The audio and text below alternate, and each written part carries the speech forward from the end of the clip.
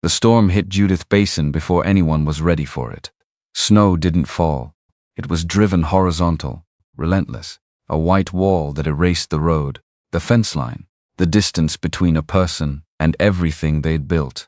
She found him hanging off the saddle, one boot caught in the stirrup, blood frozen black along his leg, a pulse faint but there. She could not carry him, she did it anyway. Inside the fire, outside the storm, and somewhere in that cabin between a dying stranger and a woman who had already lost everything she was willing to lose, something shifted. He would leave when the snow cleared. She knew that. What she didn't know was that he would come back, and that Warren Pruitt was already watching, already counting the days until she had nothing left to fight with. He was wrong. The storm reached Judith Basin before dark. Not the gentle kind, not the slow-building kind that gave a person time to think. This one came off the northwest ridge like something with a purpose, driving snow sideways until the snow stopped being snow and became something else entirely, a white force, a pressure, a thing that pushed against every gap in every wall and found them all. June Aldridge had been watching it gather since noon. She knew the signs, had known them since she was old enough to follow her father out to the fence line and listen to him read the sky the way other men read newspapers. Roy Aldridge had taught her that clouds didn't lie, that wind direction told you more than any almanac, and that the particular way horses went quiet in their stalls before a bad storm was nature's most reliable warning system. The horses had gone quiet 2 hours ago. She was already moving. The shutters on the west side of the cabin went first. She drove the wooden bars home with the heel of her palm, checked each one twice, found the gap along the northwest sill where cold always found its way in, and twisted a length of raw wool tight against it until the draft stopped. The stove got banked with enough wood to hold heat through the night without needing attention. The supply chest got checked, the lamp oil got topped off. And then she pulled on her coat, the long brown one, with the wool lining that Roy had brought back from Fort Benton the winter. She turned 22 and went out into the beginning of the storm to check the spring box and the cattle trough before the dark made it impossible. The cold hit her face like a slap. Not surprising, expected.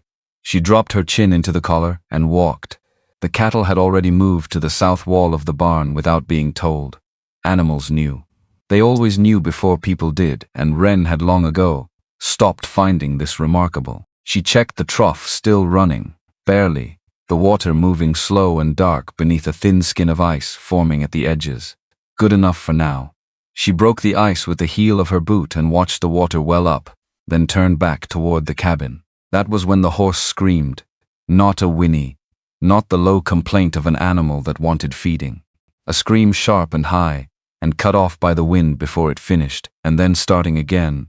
And Wren stopped walking in the middle of the yard with the lantern swinging in her hand and the snow pressing against the side of her face, and listened until she was sure she'd heard it right. She had. No rider with sense was out in this. She knew that. She also knew that sense didn't always have much to say about what happened to a person in Montana Territory in November. She went back to the porch, took the coil of rope from its hook beside the door, looped it over one shoulder, took the lantern in her left hand, and walked back out into the storm. The cottonwood fence along the north side of the property materialized out of the white, like a promise someone had almost kept, and pressed against the rails, head down, reins dragging through the snow, stood a horse she had never seen before. A copper-colored mare, strong-boned, barrel-chested, with intelligent eyes that caught the lantern light and held it. She could have gone anywhere. The rails weren't high enough to stop her, but she had not gone anywhere. She was standing exactly where her rider had last been, in control of the situation. That counted for something. The rider was still in the saddle, which was the wrong word for what he was doing, because what he was doing was more like failing to fall.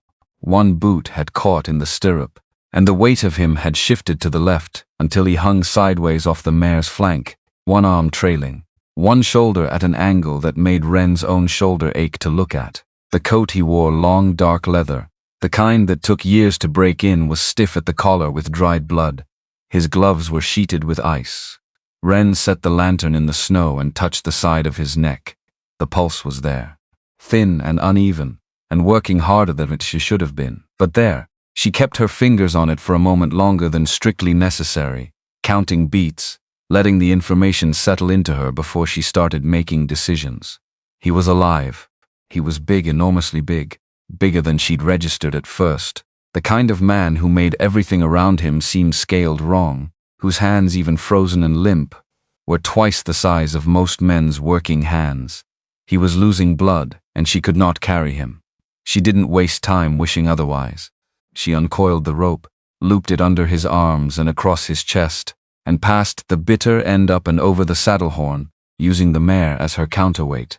The mare shifted once, turned her head to look at Wren with something that might have been assessment, and then held still. Good horse. Smart horse. Wren kept her left hand on the lead and worked the trapped boot free with her right, and the man came down slowly, instead of in a heap, a controlled descent, more or less, the rope taking the worst of it. She spread an empty grain sack over a folded piece of canvas she kept in the barn for patching fence in wet weather, rolled him onto it, put her weight into the rope and started pulling. The snow wasn't helping. Nothing about this was helping. Her boots found no grip and she found grip anyway, leaning forward, hauling, while the wind tried to push her sideways, and the canvas scraped across the frozen ground inch by inch. The copper mare followed to the gate and stopped. Wren got it open, pulled him through, and then went back and led the mare into the barn, because the mare had earned it, because she'd stood there in a Montana blizzard and not run, and that was the kind of loyalty that didn't get repaid by leaving an animal in the snow. By the time she came back for him, her arms were burning from the shoulders down. She pulled him the last few yards to the cabin porch, got the door open, got him over the threshold. The lamplight from the stove caught his face for the first time, and she stopped for just a moment, long enough to register that he was younger than she'd expected, somewhere in his early 30s maybe, with a jaw like something carved rather than grown, and a scar along his chin that was old enough to be white in the cold. Dark hair, frozen at the ends. A face she wouldn't have been able to describe easily, but wouldn't have been able to forget either. Then she saw the leg and stopped looking at his face. The blood had soaked through his trouser leg from somewhere above the knee and dried in layers, the outer ones black with cold, the inner ones still dark and wet, where body heat had kept them from setting completely. She got his coat off, first an operation that required more patience than she currently felt she had, working around the left shoulder that wouldn't move the way it should, the joint sitting wrong in a way she recognized from watching Roy deal with a horse's dislocated foreleg once, the same wrongness, the same bad angle. She didn't try to fix it. She wasn't qualified to fix it, and trying would cause damage she couldn't undo.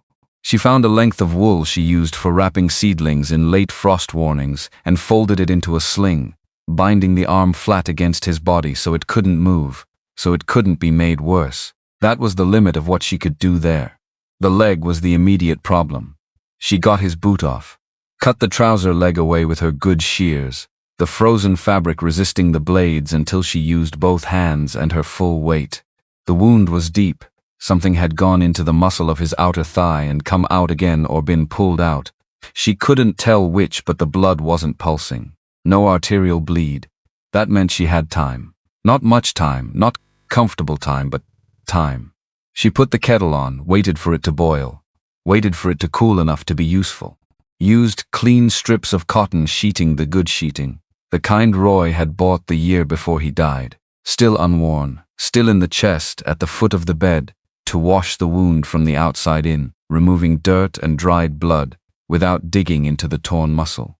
She pressed a folded compress against it until the seeping stopped, then tied it firm enough to hold without cutting off the circulation below the knee. She moved him closer to the stove, not against it, close enough for the heat to reach him, far enough that the heat wouldn't do its own kind of damage. Dry wool went over him, then the heavy quilt from the chest. She wrapped 2 hearthstones in cloth and tucked them against his sides, one near his ribs, one at the level of his hip, changed them twice before midnight as they cooled. He wasn't shaking anymore by the time she finished. That was either a very good sign or a very bad one, and she sat close to him on the braided rug for the better part of an hour, trying to determine which, watching the rise and fall of his chest, counting his breaths. Good, she decided. Slower than shallow. The shaking had been his body fighting the cold, and the fighting had cost him what little heat he'd had left. The stillness now was warmth coming back, not warmth leaving. She gave him broth when he stirred enough to swallow a few spoonfuls at a time, warm but not hot, tipping the cup very slowly against his lips and waiting. He swallowed. He didn't choke. She took this as victory and went back to the kettle to warm the broth again because it had gone cool. Just before dawn his eyes opened. Not all the way, not focused, not coherent. Just open, looking at the ceiling of the cabin with the particular blankness of a person who doesn't yet know where they are or why they're warm. Then they moved, found the window, found the shape of the barn in the gray light coming through the glass, and something in his face changed, loosened. A breath came out of him that was longer than the ones before it. Wren said, "She's in the barn, not injured. She had water and hay before I came back inside." He looked at her then. Really looked, not the unfocused gaze from a minute ago, but something sharper, something that saw her and registered and knew she was a specific person rather than a general shape. He didn't speak. He didn't need to. He closed his eyes again.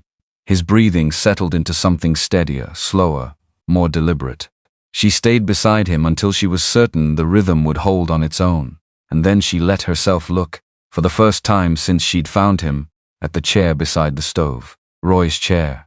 Still angled the way he'd always left it, tipped slightly toward the heat, one front leg lifted by the uneven floor, a groove worn in the bottom rung where he'd rested his boot every evening for 20 years.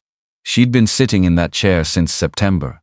It was close to the fire, and it was the right height for working with her hands, and those were the reasons, she told herself. The coat still hung from its hook by the door. The cup still sat on the shelf above the water basin. The hand auger rested on the workbench beside the barn, undisturbed. She hadn't moved any of it. Now, for the first time since September, there was another man sleeping under Roy Aldridge's roof. She didn't know what to do with that except notice it. She built the fire up, put the kettle back on, and sat down in the chair with a piece of harnessed leather across her lap, and started working a split in the stitching she'd been meaning to fix for 3 weeks. The storm held Judith Basin for 3 full days. It buried the road and the lower fence rails, and most of the logic that normally governed whether it was reasonable to be doing any particular thing outdoors. Wren established a routine.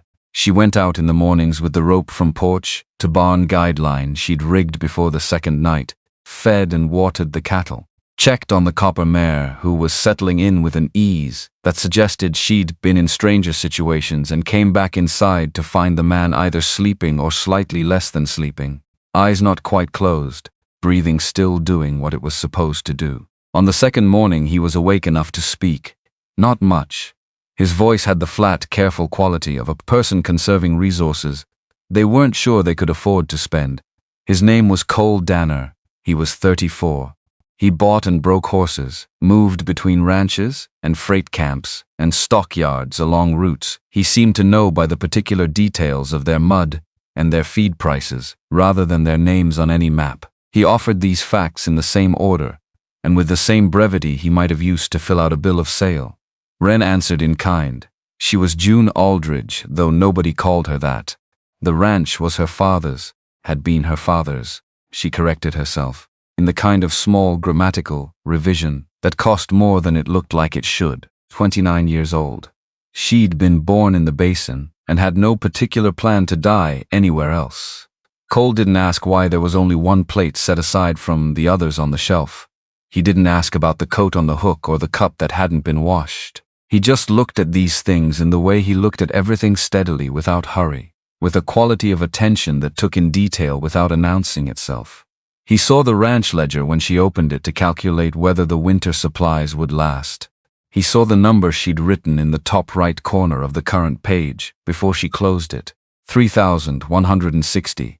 He didn't ask about that either. What he did by the afternoon of the second day was ask if he could borrow her knife. She looked at him. He was sitting up against the cabin wall with the bad arm bound to his body, the color coming back into his face slowly, like watercolor bleeding into wet paper. The left side still wasn't right. She could see it in the way he held himself. the careful management of his weight, but the right side was operational. He'd found a piece of hardwood in the scrap pile beside the stove and had been turning it over in his right hand for an hour. She handed him the knife. He carved a new catch for the feed chest latch that had been broken since August, working slowly and with great focus, shaping the piece until it fit the housing the way the original had before the wood split. When he was done, he set it on the floor beside his leg and looked at it for a moment, then looked across the room to where Roy's hand auger sat on the workbench shelf along the far wall. He didn't reach for it. He looked at it the way she looked at the coat on the hook, with a kind of careful respect that acknowledged the thing had belonged to someone else and might not be his to touch. "May I?" he said. And it wasn't quite a question, but it wasn't quite a statement either. It was the middle thing. The thing you say when you're asking for more than the object. She looked at the auger, looked at him. Yes. That evening she put more stew in his bowl than she had the first night. He noticed. She saw him notice. Neither of them said anything about it, and the stove worked between them in the warm dark, and the wind pressed against the walls from all four directions without finding any new ways in. The third day was quieter. Not in the way of silence the storm was still doing, everything storms do, but quieter between the two of them. The way a room gets quiet when the people in it have stopped needing to prove things to each other. Cole worked with his right hand. He replaced the bent hook on the lantern bracket near the door. He shaved the cracked edge from the axe handle in the woodpile bin that had been rubbing the skin off her palm every morning, for the better part of a month. He whittled a wooden peg for a harness strap she'd given up on hanging, because it always fell behind the bench. She spent those hours going through the hay records, dividing the remaining bales by animal and by week, seeing how close the margins were going to be. Close. Not impossible. Close. They didn't talk much. In the evenings they sat on opposite sides of the stove, she in Roy's chair with whatever needed mending, he on the bench he'd pulled over from beside the window, and occasionally one of them said something, and the other responded, and then they went back to the quiet without either of them appearing to find this inadequate. He asked about the barn on the third evening. Why it sat at an angle to the cabin. He wanted to know, not crooked, but rotated, offset from the line of the cabin by what looked like a deliberate choice. She set down the strap she'd been stitching. "My father built it along the slope," she said. "If you build square to the cabin, you build into the ridge's drainage. And the northwest wind doesn't come straight across the basin. It curls, come off the ridge at an angle and then drop." She pointed toward the window, toward a drift forming in the dark beyond the corral. Snow shows you where the air slows down, where it drops what it's been carrying.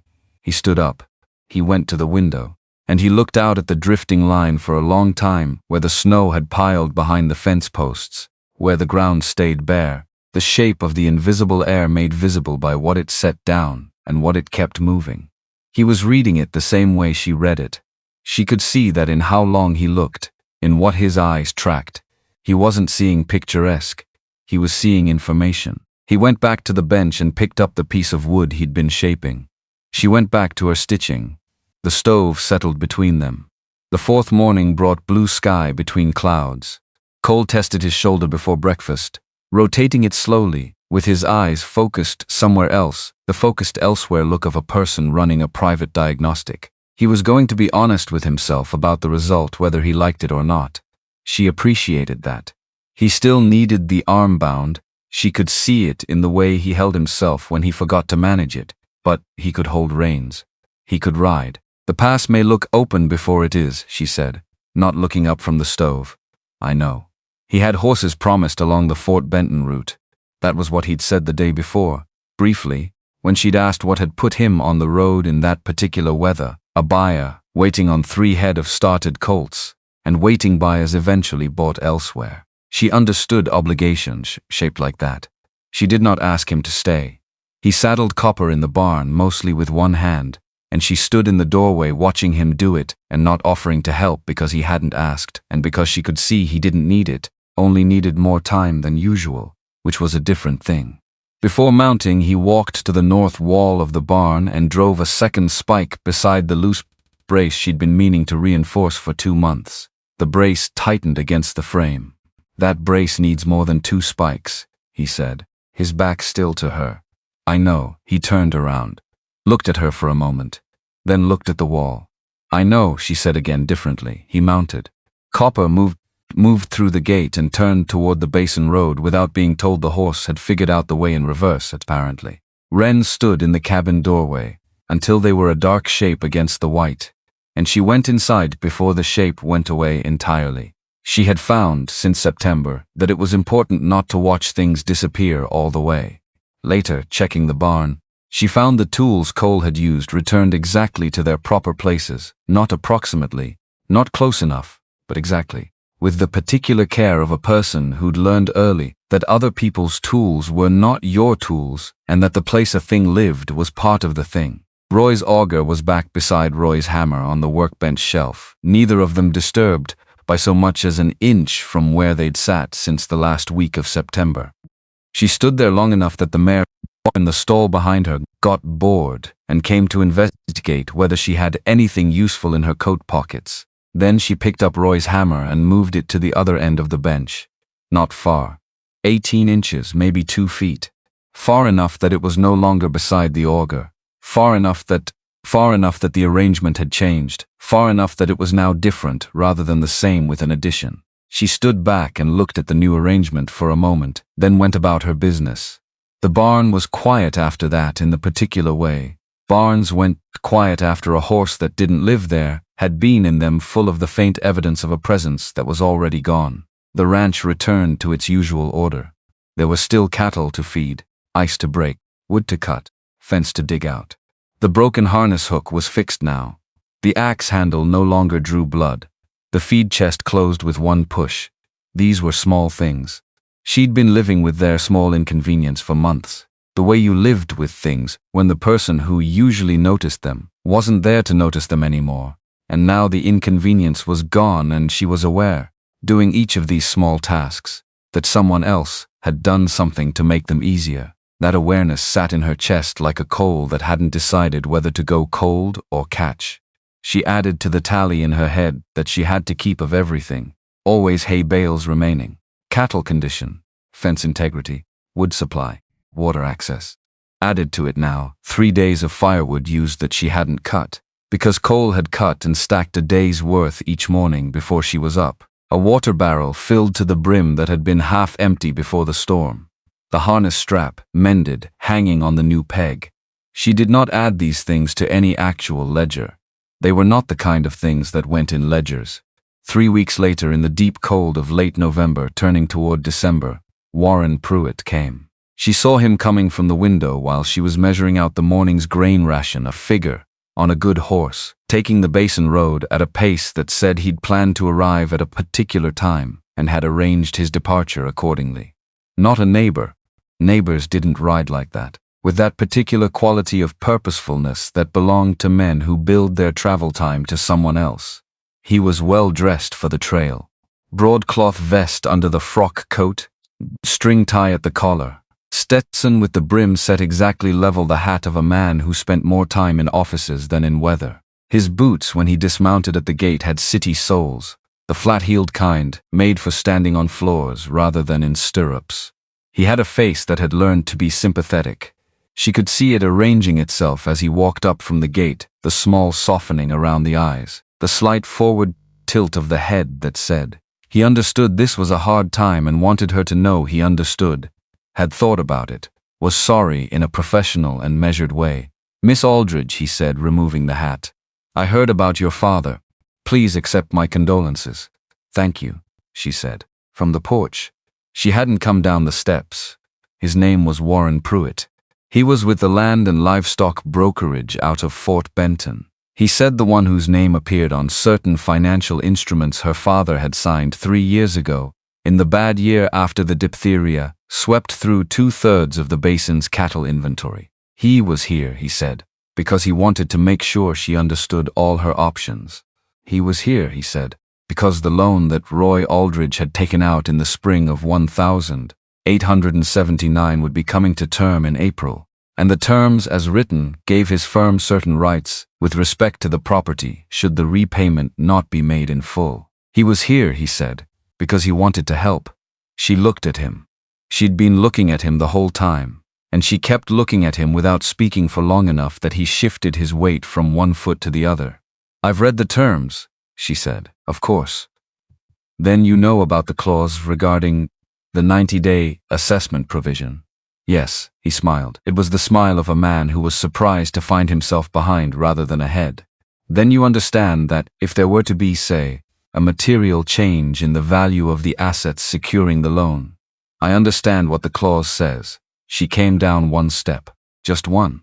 I also understand that the loan doesn't come due until April, and that today is not April. Is there something specific you wanted to discuss, or is this a courtesy visit?" Another adjustment of weight. The horse behind him stamped once in the cold. He said there might be an arrangement, a mutually beneficial arrangement. Regarding several head of her cattle, he understood she had 28 animals currently wintered on the property, and there was a buyer in Helena who was willing to pay fair value for 6 to 8 head, cash payment, which would make a meaningful reduction to the outstanding principal, which would put her in a much stronger position come April. She waited while he finished. "What's the price per head?" she said. He told her. It was $14. The market price, which she had gotten from the stockman's ledger Roy had subscribed to from Billings, was $22 for comparable animals in comparable condition, and had been all autumn. She knew this because she had checked it in October, and she had checked it again 2 weeks ago, because she believed in knowing the price of things. "No," she said. "Miss Aldridge," I said no. He held the smile, but it required visible effort now. He said he understood she might want to think it over. He said the market could shift before spring. He said that cash in hand in December was worth more than expected prices in April, which was an economic statement that was true in a general sense, and misleading in this specific one. He said he was only trying to help her see the full picture. "I see the full picture," she said. "Good day, Mr. Pruitt." He stood for a moment longer than was comfortable. Then he put his hat back on, very precisely, touching the brim level, and walked back down to his horse. He mounted with the ease of a man who'd been in the saddle all his life, which made the city boots slightly harder to explain, and he turned the animal toward the basin road and went. She watched him go from the porch, watched him go all the way, this time, until he was a small dark mark against the pale basin floor, and then nothing. Then she went back inside and opened the ledger to the page with the loan terms and read the 90-day provision again from the beginning, the way she'd read it 4 times since September, once when Roy died, once when she'd found the document in his correspondence box under the workbench, once the week before when she'd been going through everything systematically in the way that grief sometimes disguised itself as organization, and once now. The provision was real. It was there in the document as clearly as any other clause. If his firm determined that the value of the assets securing the loan had materially declined, they could initiate a reassessment at any point in the 90 days before the due date. The reassessment would be conducted by their own assessor. The result of the reassessment would determine whether the loan terms stood or were renegotiated. She put the ledger down and looked at the window. The basin was white from here to the ridge, the kind of unbroken white that made distances hard to read. She'd been reading distances in this basin for 29 years, and she still sometimes misjudged them in deep snow. Roy had told her once that the basin's deceptiveness was its greatest feature and its greatest danger, that it looked flat and was not flat, that it looked close and was not close, that you had to know it specifically rather than generally to trust your own reading of it. She'd thought he was talking about the land. He was talking about everything, she understood now. He'd been talking about everything. The stove needed more wood. She got up and put more wood in the stove. Outside, the wind that had been building since mid-morning was starting to find the gaps she'd sealed in October, testing them, not getting through but letting her know it was trying. The cattle would need checking before dark. The trough was probably icing over again at the edges. The hay in the east section of the barn was compacting in a way that meant she'd lose some to mold if she didn't turn it this week. The list continued, as it always continued, as it had no intention of stopping continuing. She put on her coat and went back out. Word count 4,112. Continuing below that was December. January was a different kind of hard entirely. Cold settled into the basin and stayed the way a debt stays, not dramatically, Not with the violence of the November blizzard, but with a permanent and grinding presence that didn't care about your plans for the week, or the condition of your boots, or the fact that you'd been up since before dawn, and it was now past dark, and you were still not done. The thermometer Roy had mounted on the east post of the porch, the one he'd marked in his own hand with lines for different levels of cold, labeled in his neat small letters, lines for jacket weather, and lines for layered wool weather, and a line at the bottom he'd just written bad beside. Without elaborating, the needle hadn't made it back above bad in 11 days. The spring-fed trough narrowed a little more each morning. Wren developed a method. She broke the ice from the outer edges inward, cleared the inlet pipe of accumulated debris, packed fresh straw tight against the exposed wood sections of the housing, and brought the cattle forward in 2 groups rather than all at once, because the spring couldn't refill the basin fast enough if she let all 28 animals at it simultaneously. And an empty trough in January was not a problem she could fix quickly. She developed methods for everything. For the frozen latch on the barn's east door, a specific angle of force that worked every time if she applied it before the temperature dropped past a certain point. For the gap in the north wall where the brace had started to separate from the frame again, Cole's spike had held for 3 weeks, which was 3 weeks longer than it had held before, but the wood was punky, and the repair was a postponement rather than a solution, and she'd been watching it. The gap was now wide enough that she could see through it, into the barn interior in daylight, which meant it was wide enough that wind was getting through at night. She cut a cottonwood pole and wedged it diagonally against the frame, drove an iron spike home with the flat of the hammer, because the nail set had gone missing sometime in October and hadn't turned up since. The result was rough. The result held. She was operating, this January, with a strong preference for things that held over things that were elegant, and this philosophy had been vindicated consistently, enough that she was starting to think it might be the right approach in general. The cold woke her twice more before February. The first time it was the trough the inlet had seized up, sometime after midnight, and she'd heard the cattle complaining from inside, which cattle didn't do, unless the problem was significant, and she'd gone out in the dark with the lantern and the pick to open it up again, working by lantern light in air cold enough that her exhaled breath froze before it dispersed. The second time was the north wall groaning in a way that suggested the diagonal brace was shifting, and she'd been right to get up because the spike she'd driven had started to work loose, and another night might have brought the whole section down. She slept in pieces after that. An hour here, 2 hours there. The pieces added up to enough to keep functioning, which she understood was different from enough to keep well, but functioning was what the work required, and so functioning was what she produced. In the evenings, in the hour between when the last outdoor task was finished and when exhaustion made continued wakefulness pointless, she sat in Roy's chair by the stove, with whatever needed mending or sharpening or adjusting, and worked until her hands wouldn't anymore. The chair was worn through on the right armrest, where Roy had rested his elbow for 2 decades. She'd started resting her elbow in the same spot without meaning to. It fit. One evening she lifted the stew pot off the hook and turned to fill her bowl and reached for a second bowl before she'd thought about it. Reached for it with the natural confidence of a person doing something habitual, not a person doing something new. Her hand closed around the rim of the bowl. She felt the weight of it. And then she stood there with the steam rising from the pot and the bowl in her hand, and 2 inches of space between the ladle and the second bowl's interior, and she couldn't finish the motion. She stood there long enough that the steam rising from the pot started to feel accusatory. She put the second bowl back, filled her own, ate standing at the stove because sitting down felt like the wrong answer to a question she didn't want to be asking. Pruitt came back in February. Different approach this time. He rode out on a morning that was cold and clear, the kind of cold that was actually easier to work in than the grey wet cold, because at least the ground was firm. And he brought 2 men with him, not threatening. They didn't position themselves like hired trouble, just present, just there, the way you'd bring witnesses to a business conversation you wanted recorded accurately. They waited by the gate. He came up alone.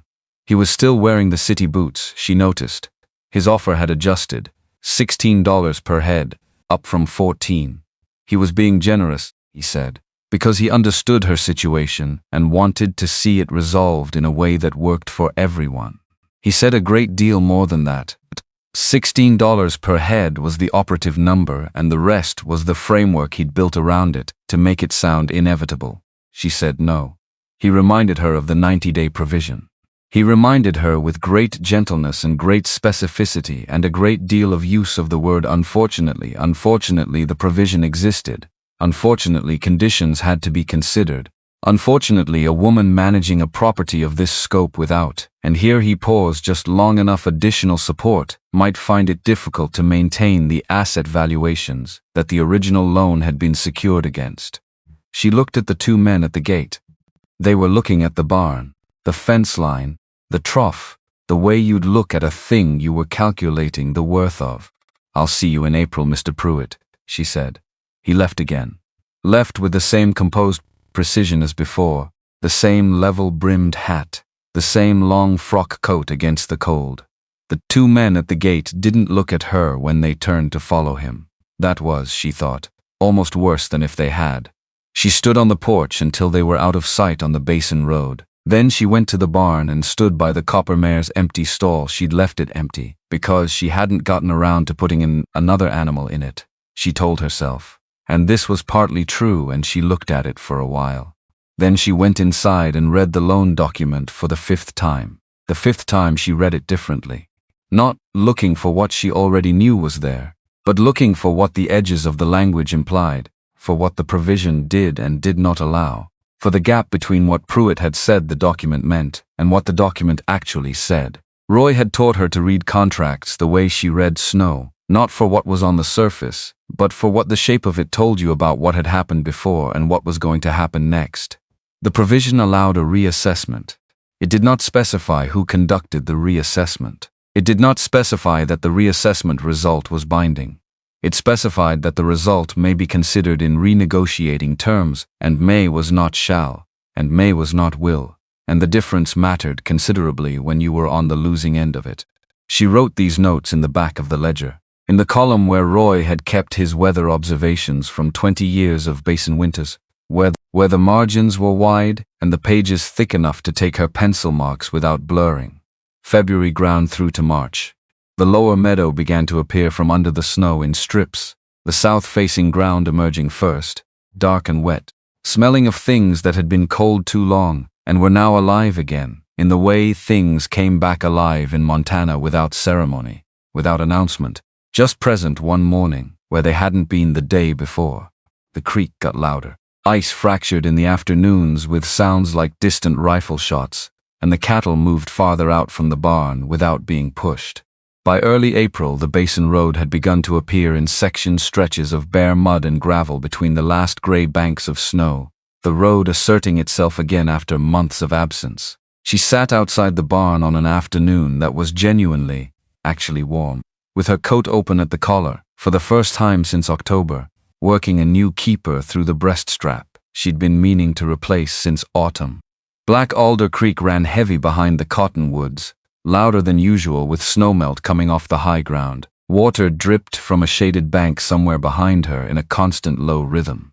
The horses moved through the mud of the corral with a kind of morning after looseness, working out the stiffness that 4 months of close quarters and reduced movement put into joints and muscles. She was on the 3rd hole of the keeper, pushing the awl through leather that had stiffened more than she'd realized, when she heard the hooves. One horse, she thought. Her hand kept moving. A single horse on the road didn't require her to look up. Then a second beat joined the first. Different rhythm. Bigger animal, or more heavily loaded. She stopped the awl halfway through the leather. A third sound, slower, waited, the particular sound of a pack horse carrying a full load. She set the breast strap across her knees and looked at the road. The Basin Road ran north to south along the valley floor before it curved west toward the pass. She could see it for about a quarter mile from where she was sitting. The first shape that appeared on it was a copper-colored horse, moving at the easy pace of an animal covering familiar ground with no particular urgency, following the curve of the road like it knew where the road was going to go before it went there. Behind it, a heavy-bodied dun mare, broad across the chest, carrying herself with the settled calm of an animal that had been well worked and well fed and knew the value of both. Behind that, a grey pack horse loaded with canvas-wrapped shapes and supply bags, roped with evident care, and on the copper horse a man she recognized. He was leaner than November had left him. The months on the road had taken something from the face, a little more weather in it, a little more knowing, but the size was unchanged. The way big things don't scale down when they get thinner, they just become more concentrated. He was wearing the leather coat, long and dark, well-traveled. His muzzle covered the lower half of his face, and he'd dropped the collar of the coat against the April warmth. His Stetson was pulled down against the afternoon light. He sat his horse the way a man sits when riding is so natural that he's thinking about something else entirely. His shoulder moved freely when he adjusted the reins. She looked at the dun mare. Wide chest, strong legs, a working animal picked by someone who knew what work looked like and what it cost, and what you needed to sustain it across a whole season. The pack horse had iron strap, a new hand auger bit still in its paper wrapping, a crosscut saw tied along one side, sacks that were flour and coffee and salt by their shapes, and something smaller she couldn't identify from this distance. Cole Danner stopped Copper outside the gate. He didn't open it. He sat outside it on his copper horse and looked across the yard, taking in the north wall with its rough diagonal brace, the trough, the fencing she'd reset along the south meadow in March, the new earth she'd mounded over the waterline where it had been threatening to heave. Then he looked at her. Wren had set the breast strap down without deciding to. "Road opened yesterday," he said. "You rode fast." His eyes went to the north barn wall and came back. He didn't answer. She looked past him at the dun mare again, then at the pack horse, then at the auger bit in its paper wrapping, which was a new auger bit, not the kind of thing you bought on a whim. "Whose mare?" she said. He rested one hand on the saddle horn. "Easy, settled. No performance in it. Yours. If you'll have her, I can't pay for her. I'm not selling her. That makes it worse. I know." She looked at him. He waited. She was noticing, a quality of patience that was not passive, it was active patience, the kind that knew what it was waiting for, and was prepared to wait a considerable time without fidgeting, without softening the terms, without filling the silence with additional argument. She had met very few people with that quality. Roy had had it. It was harder than it looked. "I don't take charity," she said. He was quiet for a moment, long enough that a bird she hadn't noticed in the cottonwoods called once and went quiet again, long enough that Copper dropped her head and blew once through her nose in the mild April air. "I need board for a few weeks," he said then. "The mare covers part of it. The supplies cover the rest. I work while I'm here, wages, meals, and a place to sleep. When the account is even, you tell me." She studied him across the distance of the gate. The gate was 6 feet of split cottonwood rail and wooden latch. It was not much of a distance in practical terms. It was the distance between one arrangement and another, which was a different measure. And when the account's even, she said, "You tell me." "That's what I said. We don't agree on that." "On which part?" "On who tells who." He looked at her steadily, something very close to acknowledgement in his expression, not agreement exactly, but recognition. Recognition that she'd drawn a line and where the line was. The dun mare shifted her weight behind him, a small adjustment, one hind foot moving and settling. Wren got up from the mounting block she'd been sitting on. She walked across the yard to the gate, and she lifted the wooden latch. It moved without sticking, because Cole had fixed the binding angle in November, and it had held all winter, and she pulled it inward. She stepped to one side. She left room for 3 horses. Cole brought Copper through first. Then the dun mare followed, and then the pack horse, and Wren pulled the gate closed behind them and set the latch and stood for a moment looking at the basin road, empty now, running north between the last patches of snow toward the pass. Then she went to help unload. They started with the north wall, not because it was the most urgent problem, though it was close, because it was the first thing Cole had looked at when he came through the gate, and because it was the first thing he asked about the next morning before breakfast, before she'd offered coffee, before she'd said anything at all. He'd gone out in the early light, with his coat still unbuttoned, and stood, looking at the brace she'd wedged in January, looking at it the way a surgeon might look at a wound that had been closed with whatever was at hand and had held, which was not the same as having been closed well. "Punky wood," he said when she came out with the coffee. "I know. It'll go in the next bad blow. I know that too." He took the coffee, looked at the wall another moment. "I'll need cottonwood. Straight-grained if there's any on the property. There's a stand along the creek south of the crossing. Roy always cut from the east side. The west side was for the cattle to shelter against in summer." He nodded once, not writing it down, not repeating it back to confirm, just filing it in whatever part of him stored information about land and animals, and the habits of men who had worked the same ground for years. She had noticed this about him in November, that he kept things without appearing to keep them. That information went in and stayed. They spent the first week moving through the work closest at hand. The north wall brace came out entirely and went back in as two diagonal members properly lap-jointed at the center and mortared into the frame with a mix she'd seen Roy use once for a fence post that needed to be permanent. The sagging gate got rehung on new hardware. The creek crossing, which had washed partially out in the spring melt, got rebuilt with stone footings and fresh timber across the span. A fence section along the lower meadow that had been tilting since February got pulled and reset with proper tension on the wire. None of it was dramatic work. None of it changed the ranch in a single morning.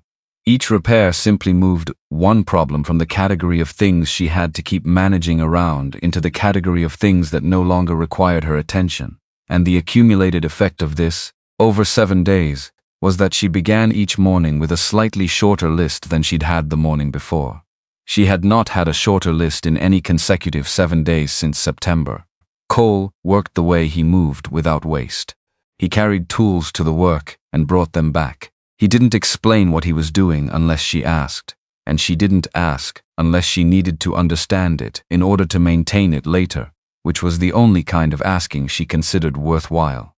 When he finished a task, he looked at it for a moment, the way she'd seen him look at the fence line on his first evening, assessing, not admiring, and then moved to the next thing without ceremony. He ate what she put in front of him, slept where he'd said he would.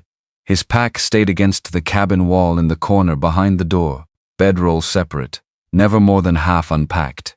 His spare flannel shirt was folded on top of the pack rather than inside it. His shaving kit lived on the corner of the bench nearest the window.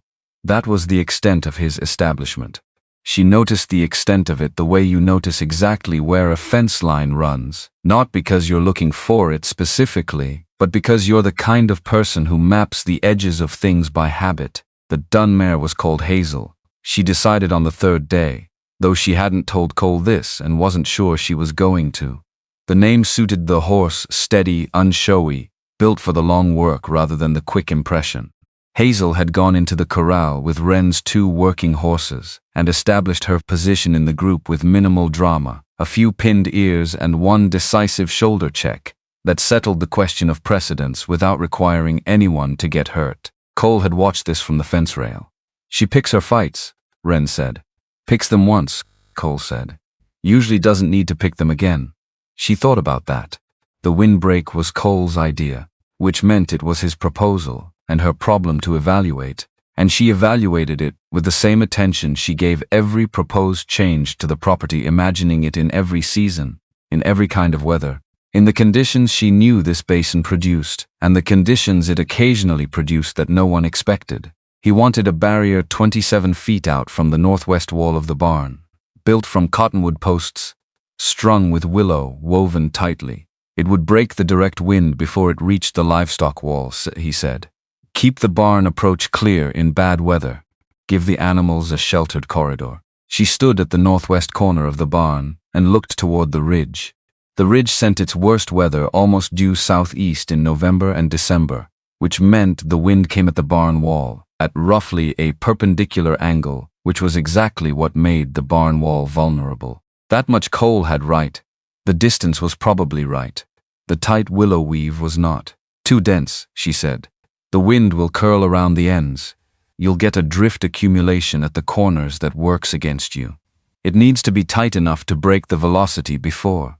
It needs to be open enough that the air bleeds through instead of banking up. She pointed to where the snow had piled every winter she could remember. Always the same general shape, always the same general location. Snow tells you where the air slows, where it lets go of what it's carrying. You build something that forces the air to stop completely. It'll drop everything it has right there, right where you don't want it. Cole was quiet for a moment. He was looking at the same area she was pointing to, which was the northwest approach to the livestock gate. I've seen tighter weaves work in Wyoming, he said. In Wyoming, maybe. She said it without heat. This is the Judith Basin. The ridge is different. The curl is different. The snow loads are different. She looked at him. We build it your way, and I'll show you in January where you're wrong. He looked at her, and if I'm right, then I'll tell you. Which was, she understood, not the same as saying she'd be surprised. They built it his way. She built it with him, post by post, because that was the work that was there, and she didn't have the luxury of standing back on principle while work went undone. She drove the posts while he cut the willow, and they wove the first section together in an afternoon. And by evening there was 15 feet of woven willow, standing between the ridge and the barn wall. 3 feet of it still unfinished at the east end. She went back to the cabin and marked in the back of the ledger where she expected the snow to load. The rhythm found them over the following weeks in the way rhythms find people who are paying attention to the same things, not arranged, not discussed, just emerging from the shape of the days. She rode the meadow in the mornings and checked the cattle, while he split fence posts and shaped willow for the windbreak extension. They worked together through the afternoons on whatever the day presented. At dusk the tools came in and went back to their places on the bench. She cooked. He set the table and cleared it after. Some evenings they sat near the stove. On the warmer nights, which were becoming more common, now that May was turning toward June, they used the porch, and he talked about the freight roads and the stockyards and the bad horses and the good ones, and she listened with the specific attention she gave to information that might be useful later. And she told him where the basin flooded in wet springs, which ground dried first after snowmelt, where the winter wind left bare patches under deep snow that cattle learned to find on their own, if you let them. He listened the same way she did, filing. One evening in the second week of May, she was working a piece of harness leather with an awl, and he was shaping a wedge of wood that was going to become a replacement peg for the corral gate hinge. And he looked up from the work and across the room and said, "You're not sleeping enough." She kept the awl moving. "I'm sleeping enough. You were up at 2, and again at 4. She looked up then. He was looking back at her, calm, without apology for having noticed or for saying so. "The cattle were restless," she said. "I checked. I heard you check. Then you know why I was up." "I know what you did," he said. "That's not the same as knowing why you were up." She held the awl still for a moment. Then she went back to the leather. "June," he said. Nobody called her June. She didn't know what to do with her own name said in someone else's voice in her own cabin in the dark. "I sleep enough," she said finally. "The work gets done." He looked at the wood in his hands and then set it down. "The work will still be there in the morning." "I know that." "Then why?" "Because it was Roy's work." She said it before she'd decided to say, which was unusual enough that she stopped afterward and looked at the hearth for a moment, at the red interior of the stove through the grate. "Because if I go to sleep and everything's still there when I wake up, that means it's mine now. And some nights," she stopped. Cole waited. "Some nights I go out and check on things that don't need checking," she said, "because it's easier than lying still and knowing they're mine." The fire worked in the stove. Outside something moved in the cottonwood's wind, or a branch settling, or an animal that had decided the night was safe. Ruth used to say worked instead of slept when something was sitting on me, Cole said then, not looking at her. He was looking at the woodpile beside the stove, at the grain of the topmost piece of cordwood. Said I'd rather wear myself to the bone than sit still long enough for something to catch up to me. Wren put the harness down. He looked up. The firelight made it harder to read his face than usual, which was already not an easy face to read in good light. "She was right," he said. "Most of the time she was right about things. I got better at telling her so after she wasn't there to hear it." The line landed quietly. The way the hardest things land, not with drama, not with announcement, just present in the room where it hadn't been before. Wren said, Roy used to say the basin rewards the stubborn and punishes the sentimental. I thought he meant cattle and fence work. A pause. I think he was trying to tell me something about himself, about what he'd given up being. Cole looked at her for a long moment. Then he picked the wedge of wood back up and turned it over in his hands, feeling the grain. They went back to their separate work. But the room felt different than it had before, not warmer exactly, not softer, but as though the air pressure had equalized, as though two sealed things had been briefly opened and then gently closed again, which was not the same as being locked. The late April snow came on a Wednesday. Wren knew it was coming by Tuesday evening, the horses telling her again what the sky was working toward, and the sky confirming it by midnight when the cloud cover moved in from the north, and the temperature dropped 12 degrees between dusk and the hour before dawn. Not a dangerous storm. The kind that left 4 inches on the ground and made the meadow look like November for a day before the April sun came back and ate it. But 4 inches of wet snow on new willow weave told a story. Coles was outside before her, which meant he'd read the sky too, or he'd read the horses, or he'd been awake already.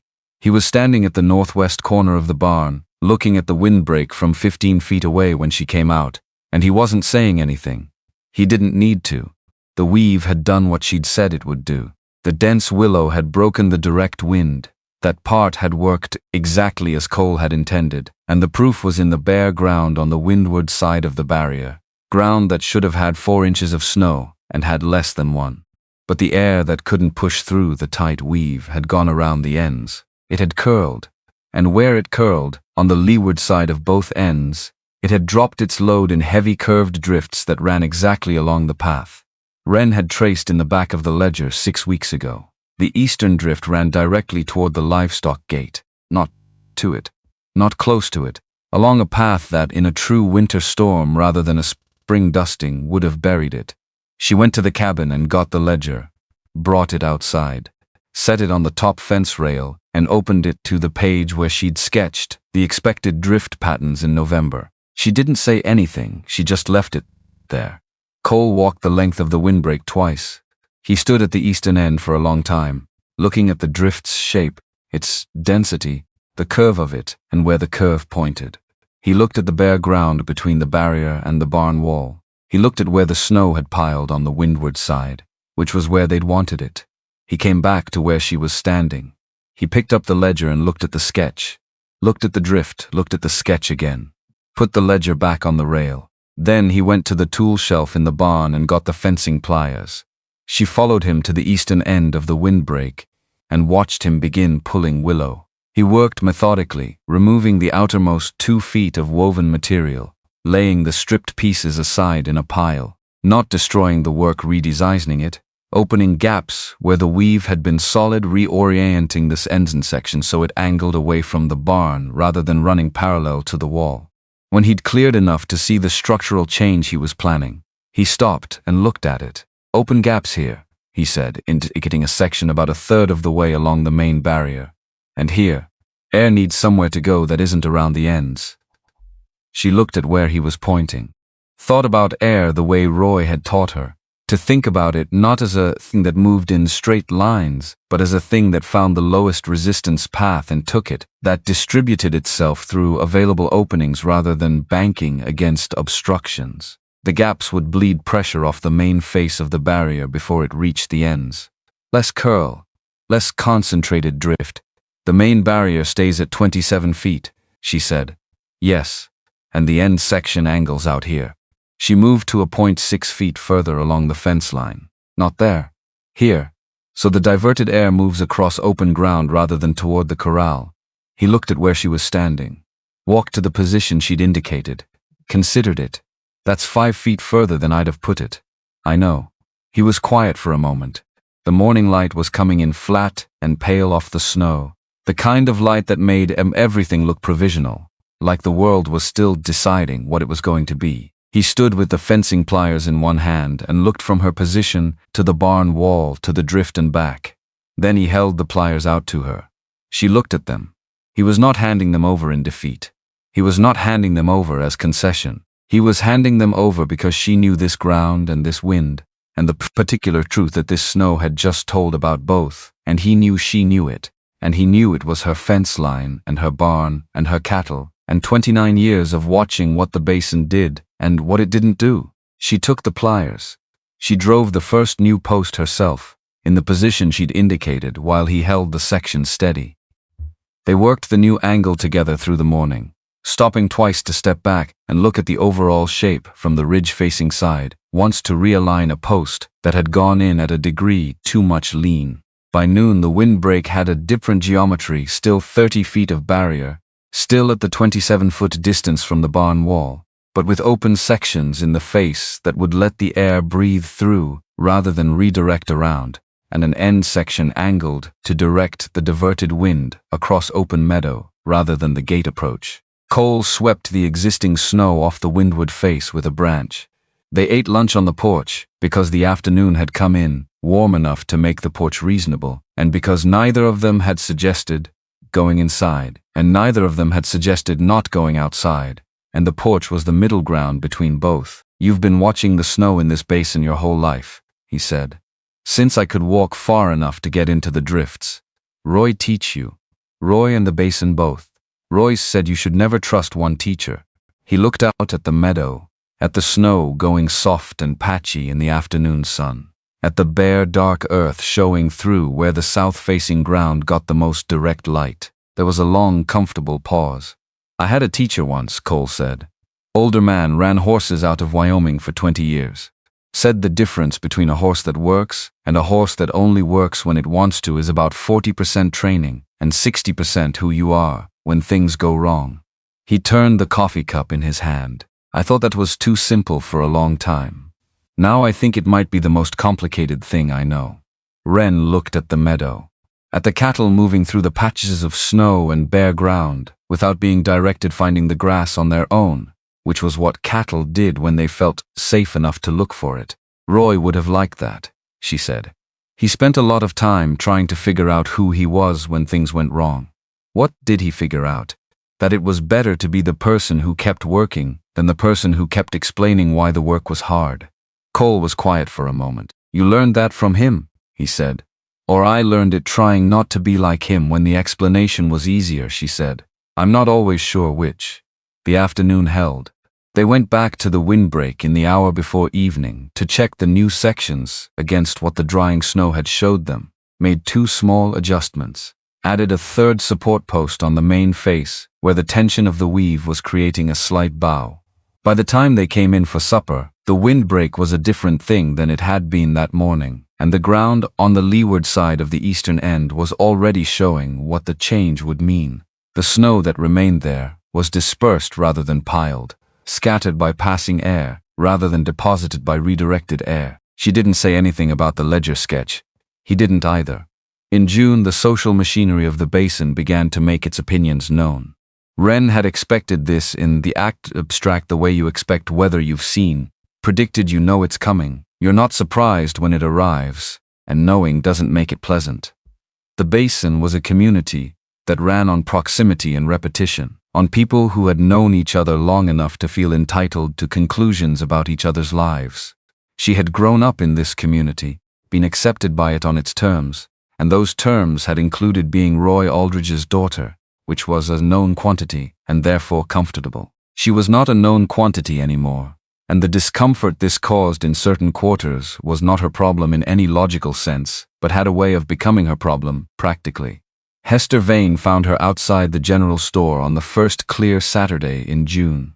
Hester was the kind of woman who had decided, sometime in her 30s, that the proper maintenance of social standards was a personal calling rather than a general responsibility, and who had spent the subsequent 2 decades executing this calling with the focused energy of someone who had been told her work was important and had believed it completely. She came alongside Wren on the boardwalk in front of Fitch's store, with the particular walk of a woman approaching a conversation she'd been rehearsing. "June." She touched Wren's sleeve, lightly, the touch of someone who wanted to seem intimate without actually being intimate. "I've been meaning to speak with you." Wren kept her hands in her coat pockets. "Mrs. Vane." "It's only that people talk," Hester said, "and I'd hate for you to be caught unawares by what they're saying. A woman in your position alone since September, managing so much." And now with a man in the house, people notice these things, June. They draw conclusions. People draw conclusions about everything, Wren said. That's not a new observation. It affects your reputation. Hester's voice dropped slightly, as though the word required a lower register. A good name is a practical thing, June. It affects who will extend credit, who will buy from you at fair prices, who will. Thank you, Mrs. Vane. Wren turned to go into the store. He's a stranger. Hester said it to her back, less quietly now, with an edge that hadn't been there before. The edge of a woman who had prepared for resistance but not dismissal. Nobody in this basin knows who he is or what his intentions are. Wren stopped with her hand on the door. She didn't turn around. He works, she said. He fixes what's broken. He doesn't take more than he earns. She opened the door. That's more than I can say for everyone I know by name. She went inside before Hester could answer. Amos Fitch was behind the counter going over a delivery ledger. A small man with a careful manner and the permanently slightly apologetic expression of someone who handled other people's financial difficulties often enough to feel personally responsible for them. He looked up when she came in, and then he looked back down, and then he looked up again, and the second look told her something she hadn't known when she walked in, Miss Aldridge. He pushed the account ledger across the counter. Not her ledger, the store ledger where her account lived. I wonder if we might talk about this. She looked at the ledger. The outstanding balance was not large seed supplies from April, the hardware for the gate repair, coffee and salt, things she'd intended to settle against the summer cattle sales in July and August, which was the normal arrangement, which was the arrangement Roy had maintained for 20 years, and which she had maintained through the winter without difficulty. I'd need this settled sooner, Fitch said. He said it carefully, in the tone of a man who had been told to say something, and had chosen the most careful possible version of it. A more current basis, monthly perhaps. She looked at the number, looked at Fitch. He held her gaze for 2 seconds and then found the ledger more interesting. By the end of the month, she said. By the end of the month. Yes, that would be, I heard you. She turned to the supply shelves and started pulling what she'd come in for, setting each item on the counter with the particular deliberateness of a person controlling what they're willing to let show on their face. Salt, coffee, a box of rifle cartridges, thread. She was tallying the cost in her head when Warren Pruitt came through the door. He came in the way a man comes into a room when he's calculated his entrance, not theatrical.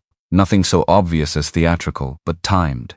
He was wearing the frock coat and the string tie and the level-brimmed hat, and he went to the far end of the counter and began examining a display of harness hardware with the focused attention of a man who needed harness hardware and not the attention of a man who was monitoring a conversation happening 15 feet away. He let the silence build for 30 seconds. Then, Miss Aldridge, I didn't expect to see you in town today. She didn't look up from counting her items. Mr. Pruitt, how's the ranch bearing up? I heard you had some good spring rains. The ranch is fine, and your arrangement, the hired man, working out? Cole was in the store.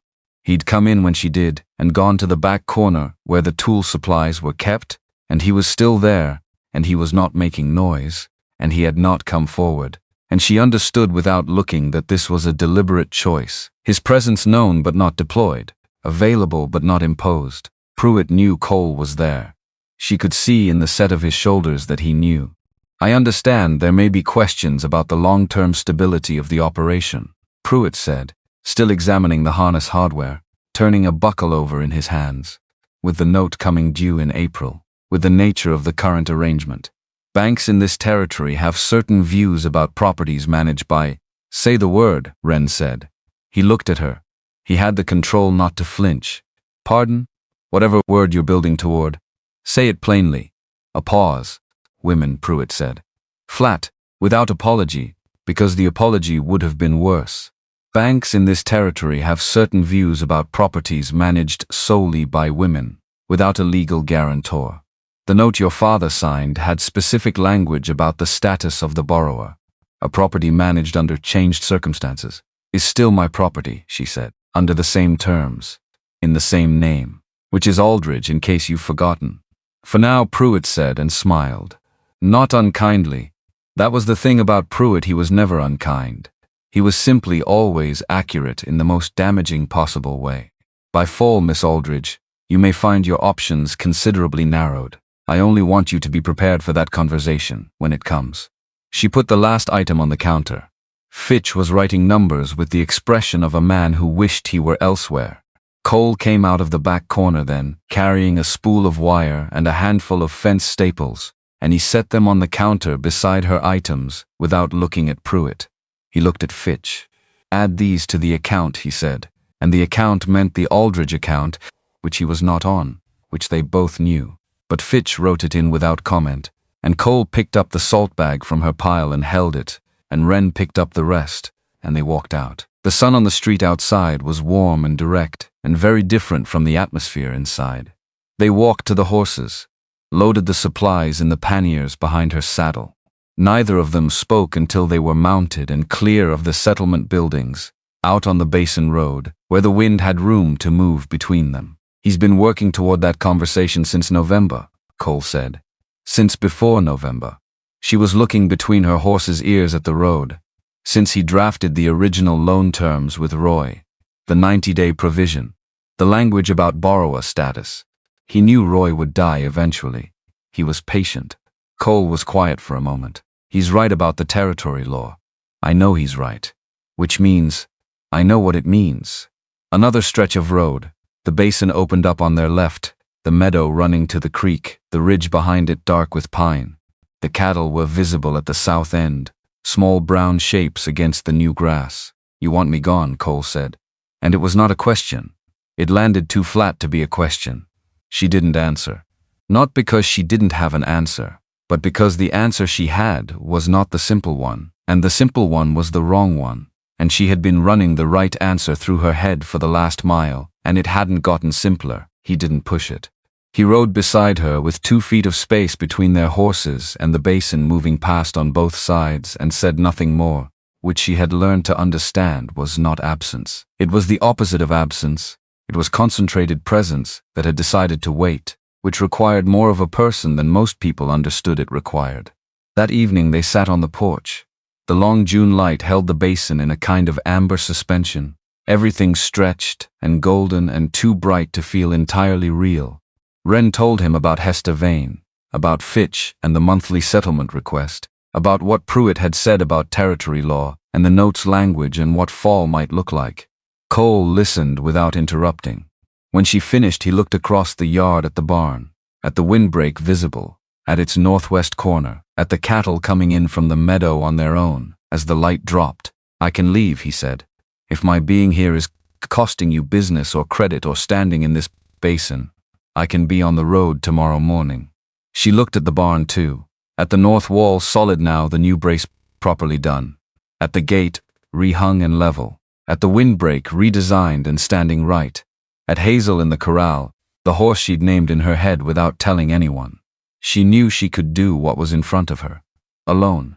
She had proven that in 4 months of winter, and she would prove it again if she had to, and she was not afraid of the proof. That was not the question anymore. No, she said. The word went out into the evening air and settled there. Cole turned his head and looked at her. Not urgently, not with the particular hopeful focus of a man who needs a statement clarified in his favor. Just looking.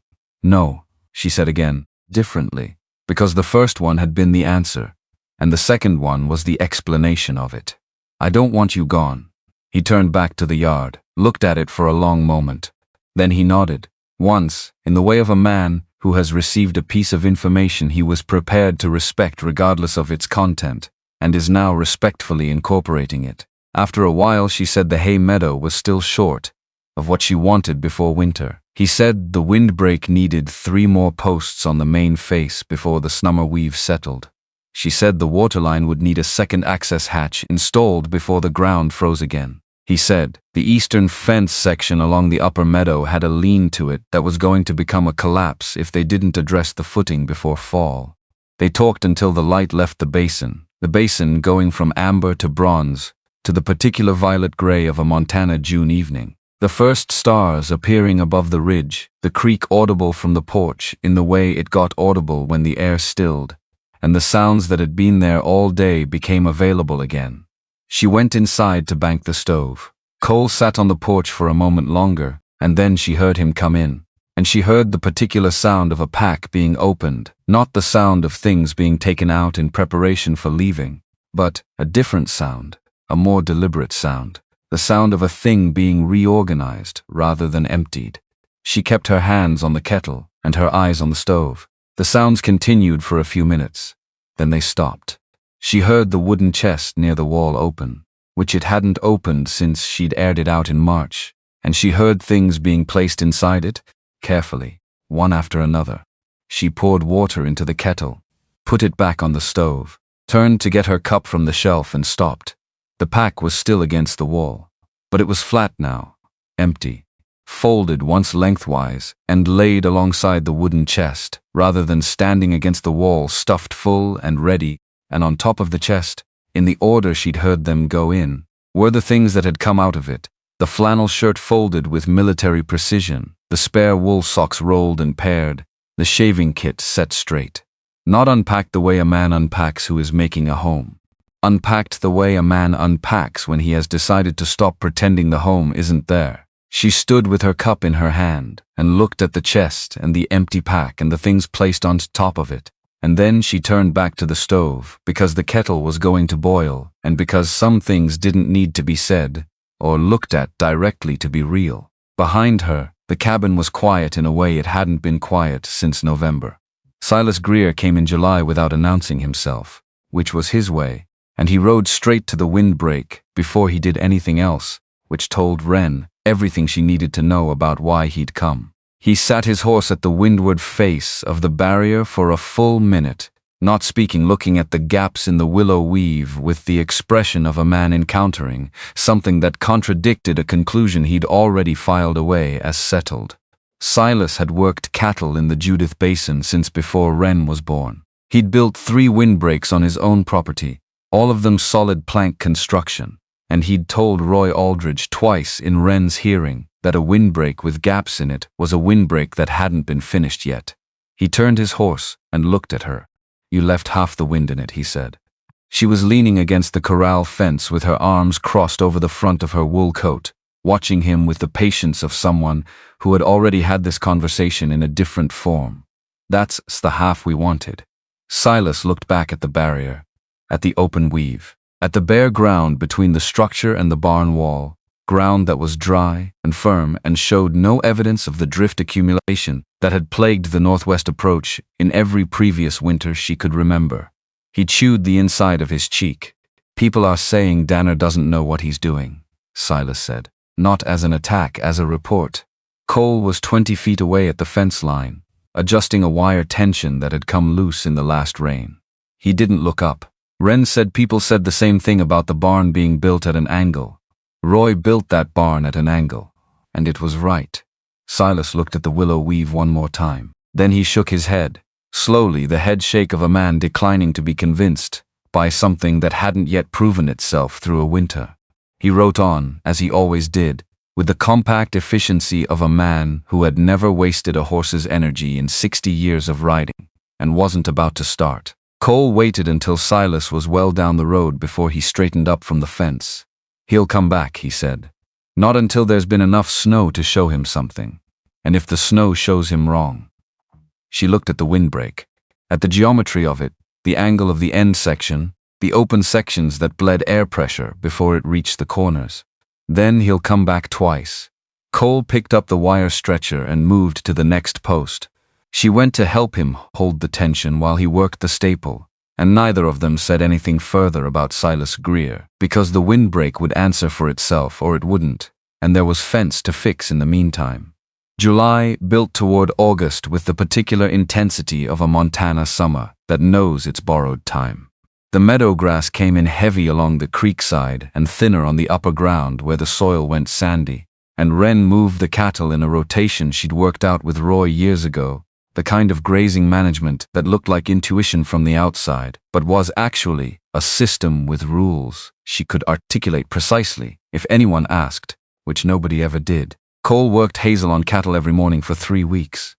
Wren watched sometimes from the fence and sometimes not at all. depending on what else needed doing. And what she saw when she watched was a man with a quality of attention toward animals that she recognized from Roy and had rarely seen in anyone else. The quality of someone who understood that the animal's understanding of what you were asking mattered as much as your ability to ask it, and who was willing to spend the time to get the animal there, rather than simply demanding compliance and calling whatever resulted good enough. By the end of the 3rd week, Hazel was working cattle with a lightness of response that made her look twice the horse she'd been in April. "She's ready," Cole said one evening. "I know," Wren said. "I've been watching." He looked at her sideways. "Just enough. Silas needs a working horse for the fall gather," she said. "He's been running short-handed since his roan went lame in May. I heard it from Ida when I was at the store." She paused. "I could offer Hazel for 60 days. October and November. $80, paid in advance." Cole was quiet for a moment. "That's your horse. It's a good horse who can be doing more work than I can give her right now. $80 would cover Fitch. $80 would cover Fitch and leave something for the hardware the barn roof needs before snow." He looked at the mountains. The upper ridges had gone gold at their edges, the first color of the season change, barely visible in the late light, but there if you knew to look. "He won't take it as charity," Cole said. "Not a question." He'd read Silas correctly. "He'll take it as a transaction," Wren said, "because it is one." She rode to the Greer place the next morning, alone, in the brown coat and the boots and the hat pulled level against the early light.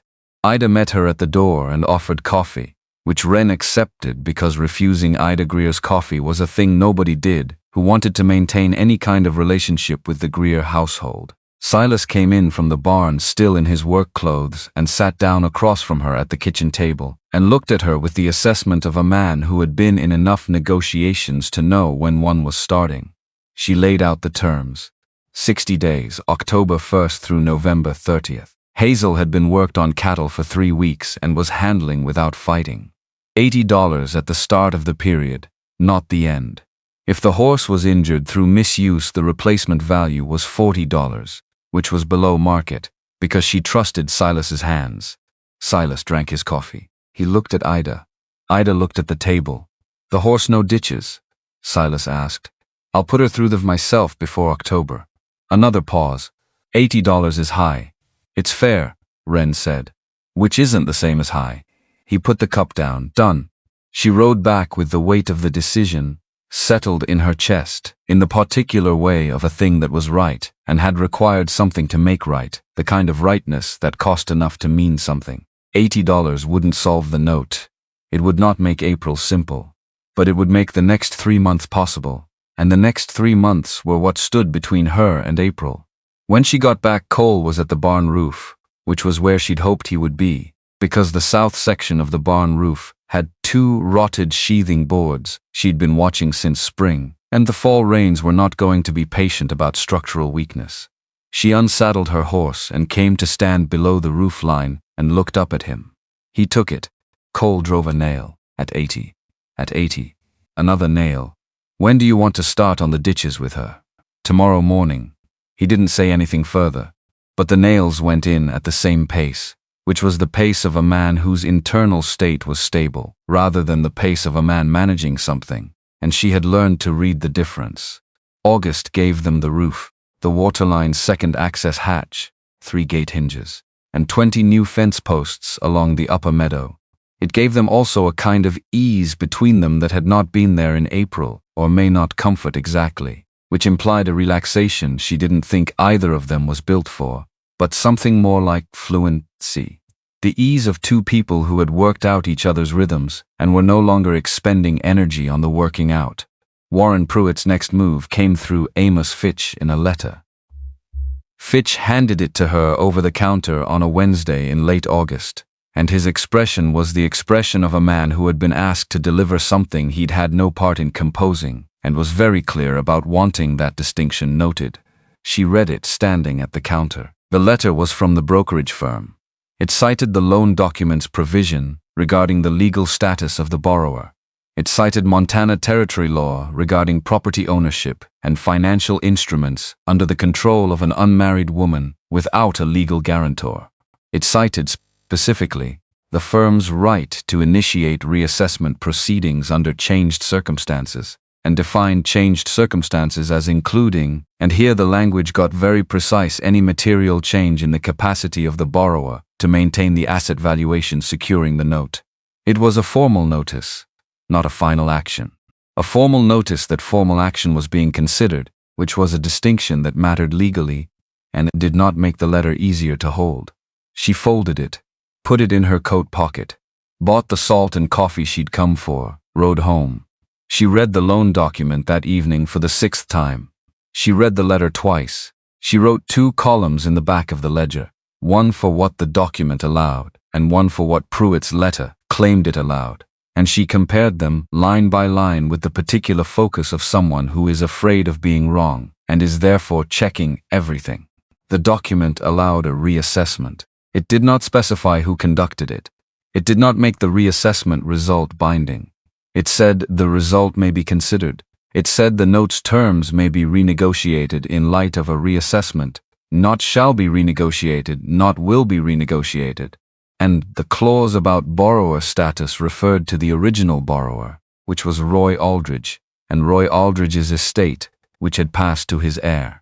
The letter from Pruitt's firm was reading words that were in the document, and then adding words that were not in the document, which was a thing that people who drafted sharp agreements sometimes tried and sometimes got away with and sometimes didn't, depending on whether the person on the other end of the agreement was reading carefully. She was reading carefully. She rode into the settlement the next morning with the loan document and the letter both in her coat pocket and Pruitt's letter annotated in the margins in her own hand, the annotation small and precise in the way Roy had taught her to annotate anything she might have to defend later. She tied her horse in front of Fitch's store and went inside. Fitch looked up. His face did the same thing it had done when he handed her the letter. She set the loan document on the counter, open to the relevant clause, and beside it she set her ledger open to the 2-column comparison she'd written the night before. The letter your firm sent uses the word will in 3 places where the original document uses the word may, she said. I'd like to know which document governs. Fitch looked at the papers. He did not look like a man who wanted to look at the papers. Miss Aldridge, the original document or the letter? He looked at the documents. He was not a stupid man. He had drafted enough agreements in 20 years of running a general store and extending credit to know how clauses worked and what may meant against will when the question came to a judge. He also, she could see it in the set of his shoulders, knew that he had been put in position of Pruitt's firm that he had not entirely chosen to be in, and that there was a way out of this position that required him only to acknowledge what the original document said. The original document governs, he said. That's always been the case. Then the note is due in April under the original terms, and any reassessment result is advisory rather than binding. He looked at her. He stopped. That would be the correct reading, yes. She picked up both documents, put them back in her pocket. I'll have the account current by end of September, she said, after the fall arrangement with Silas Greer resolves. She walked out. The ride home was 3 miles of Basin Road, between the settlement and the ranch gate, and she covered the first mile quickly, with the horse moving at a pace that matched what was running through her mind, and then she let the pace slow, because the horse hadn't done anything wrong, and because she needed the last 2 miles to settle back into herself before she arrived. She had bought time. Not one bought. Fitch's acknowledgement would hold for exactly as long as Pruitt didn't come at it from a different angle, and Pruitt had demonstrated a quality of patience and strategic flexibility that she did not expect him to abandon on the basis of one setback. He would find another approach. He had already demonstrated that he had more than one. But she had bought time, and time was the thing she needed most, and she had bought it herself. Cole was at the waterline access hatch when she rode in, the second hatch they'd installed in August, the one she'd specified should be on the east side of the conduit, where the ground stayed soft enough to work until late October. He looked up when she came through the gate, but waited for her to dismount and tie the horse before he said anything. She told him what the letter had said, what she'd done with the loan document, what Fitch had acknowledged. He listened in the way he listened, complete, still giving the information its full weight before he responded to any of it. He'll come back at it, Cole said. I know, through the legal capacity argument. The territory law is real. I know that too. He was quiet. There's one answer to that argument, he said. She looked at him. He was looking at the access hatch, at the fitted lid he'd planed to exact tolerance so it would seal against frost but lift clear without tools. He was not looking at her. I know what the answer is, she said. The basin around them was very quiet in the late morning, the particular quiet of a place that was paying attention to something happening at its center. The creek talked from behind the cottonwoods. A hawk moved high along the ridge without flapping. The cattle were spread out in the upper meadow, the way cattle spread when the grass is still good and the temperature is right, and there is nothing to be afraid of. I'm not going to ask you, Cole said. That's not something I'd put on you to decide under this kind of pressure. He finally looked at her, direct, steadier than the morning warranted. But I want you to know I'm not asking because I don't want to. She held the sentence somewhere in the center of her chest for a moment, feeling its weight and its shape. Go check the east fence section, she said. The lien you mentioned last week. He went. She led her horse to the barn, unsaddled her, brushed her down, and stood in the barn for a while afterward, with both hands on the top rail of the stall and her chin almost resting on them, looking at nothing in particular. She wasn't made for pressure decisions. She was made for considered ones. The distinction mattered enormously to her, and had always mattered, and the thing she needed right now was enough space between the pressure and the decision to be sure she knew which one she was making. She gave herself 2 days. The 2 days involved the east fence section, which genuinely needed attention. Cole had been right about the footing. The post had heaved in the spring thaw, and the wire was carrying the strain wrong, and they fixed it together on the first morning, with a new post and a realignment of the wire tension that left the whole section plumb and true. The 2 days involved Hazel's ditch work, which went well. The horse proving over 3 sessions that she would cross moving water without fighting the rains, which was the thing Silas had asked about, and the thing Wren had promised. The 2 days involved the barn roof's north section, which had 2 more soft boards than she'd found in July, and the normal ongoing work of keeping 28 animals fed and watered and checked. On the second evening she sat in Roy's chair, which was where she did her thinking, and she looked at the east wall of the cabin. The east wall got the first sun in the morning.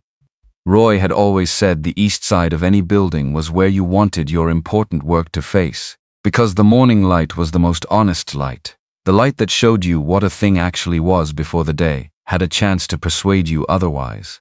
He'd faced his workbench east for this reason.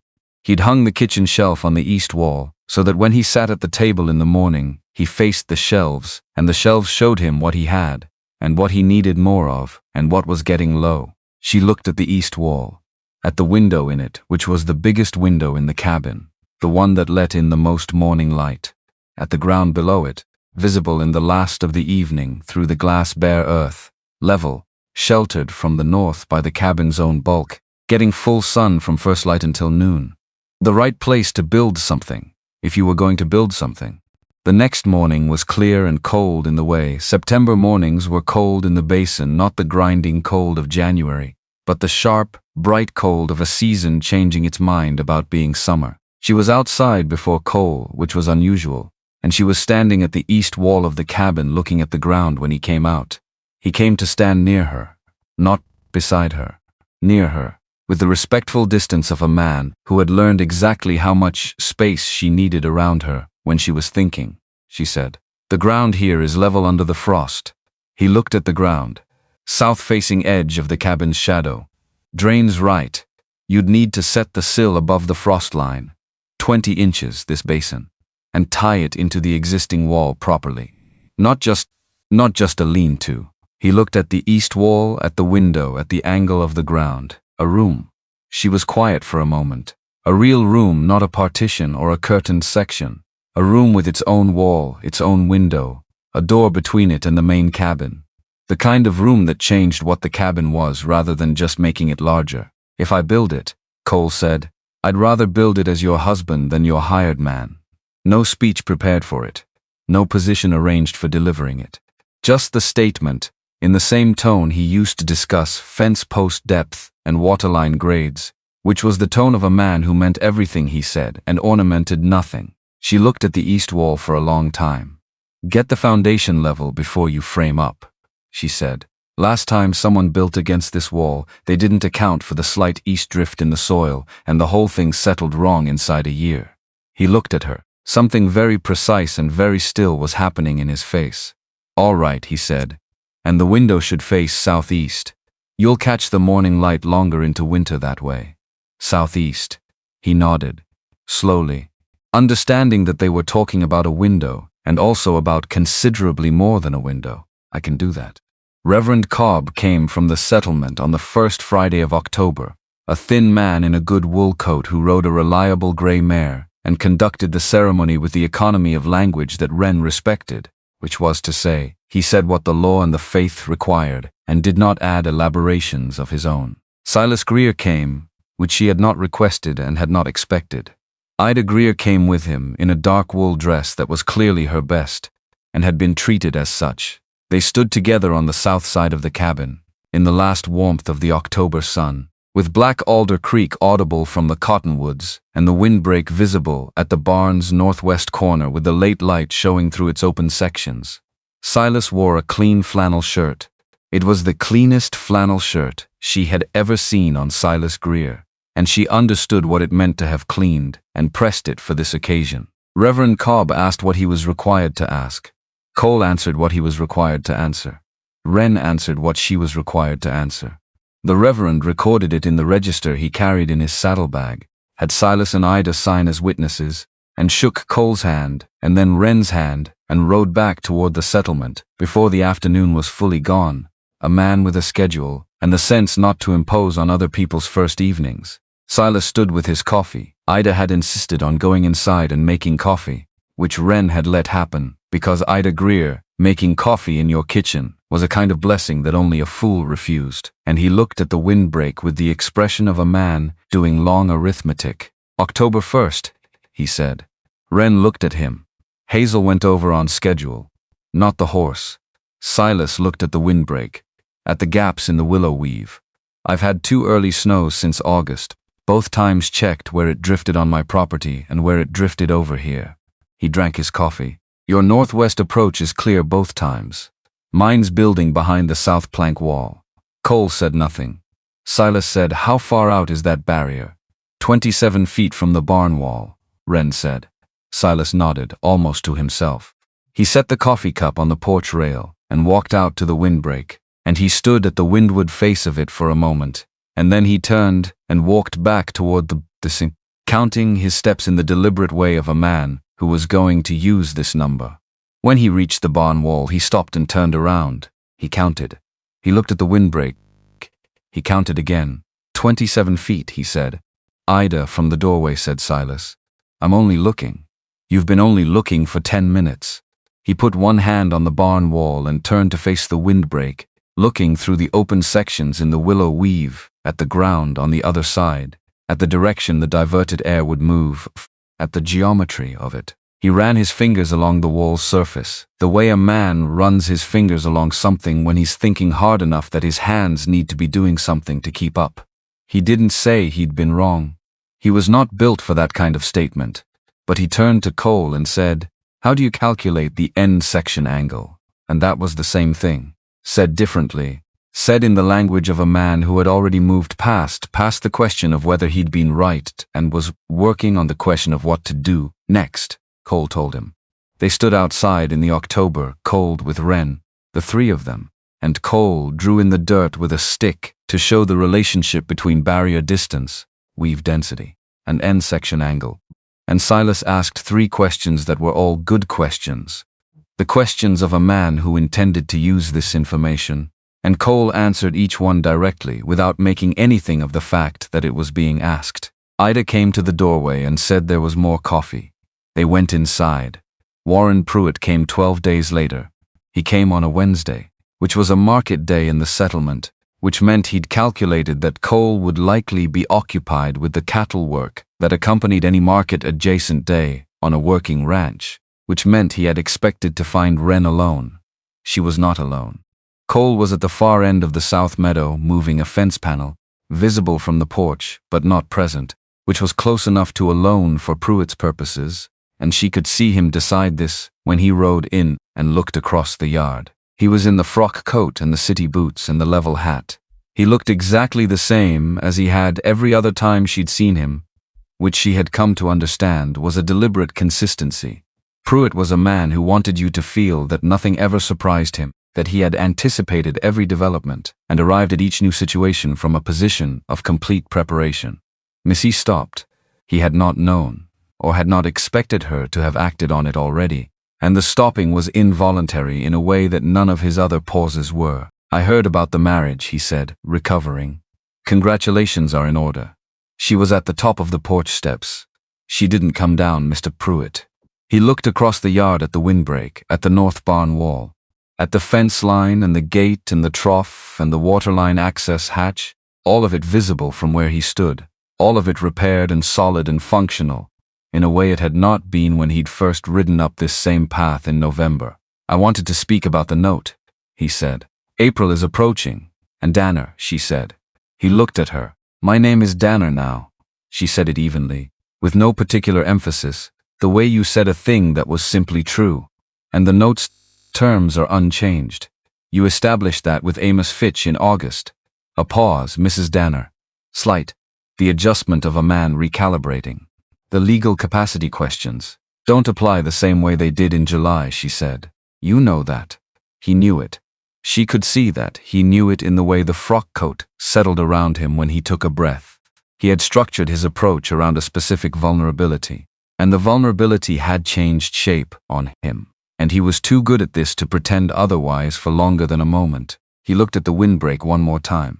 Silas Greer rode through the gate. Wren had not arranged this.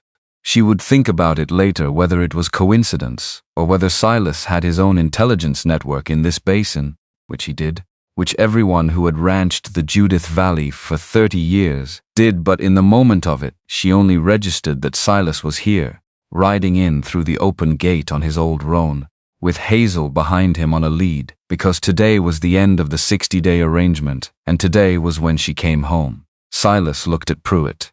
Pruitt looked at Silas. The two men had a history that Wren didn't know in detail, but could read in the way they failed to acknowledge each other, which was the more revealing thing. Men in the basin who had no business together looked at each other with the mild curiosity of people sharing an environment. Men who had done business that had gone one of them's way, badly, looked at each other the way these two men looked at each other, which was not at each other at all. Silas tied his horse and Hazel both at the rail, without looking at Pruitt again, and he came up to the porch and touched the brim of his hat at Wren and said, "Horse did well. Cut 3 sections of steep ditch and didn't fight the reins once." "I'll tell Cole," she said. He put the time in with her. Silas looked at Pruitt then, finally, and it was a brief look, almost nothing. The kind of look a man uses when he wants to convey that the other person's presence in a particular location has been registered and found appropriate for departure. Pruitt looked from Silas to Wren and back. He was reading the terrain, which was what he did, and the terrain was telling him something he hadn't planned for, which was that Silas Greer, who was the longest established and most widely trusted rancher in this section of the basin, was standing on the Danner porch in October, which meant Wren had moved from isolation into adjacency, and adjacency in a small basin community was a different kind of asset than any line in any ledger. "I'll be in touch before April," Pruitt said. "I'll look forward to it," Wren said. He mounted and rode out. She watched him go. Not the way she'd watched him go in January, with the particular exhaustion of a person running calculations about what came next. She watched him go the way you watch weather move off with attention, with awareness that it might turn back, but without the feeling of being held in place by it. Silas said, "Man doesn't know when a hand's played out." "He's patient," she said. "So's Winter." Silas stepped off the porch and started untying Hazel from the rail. "Doesn't mean it wins."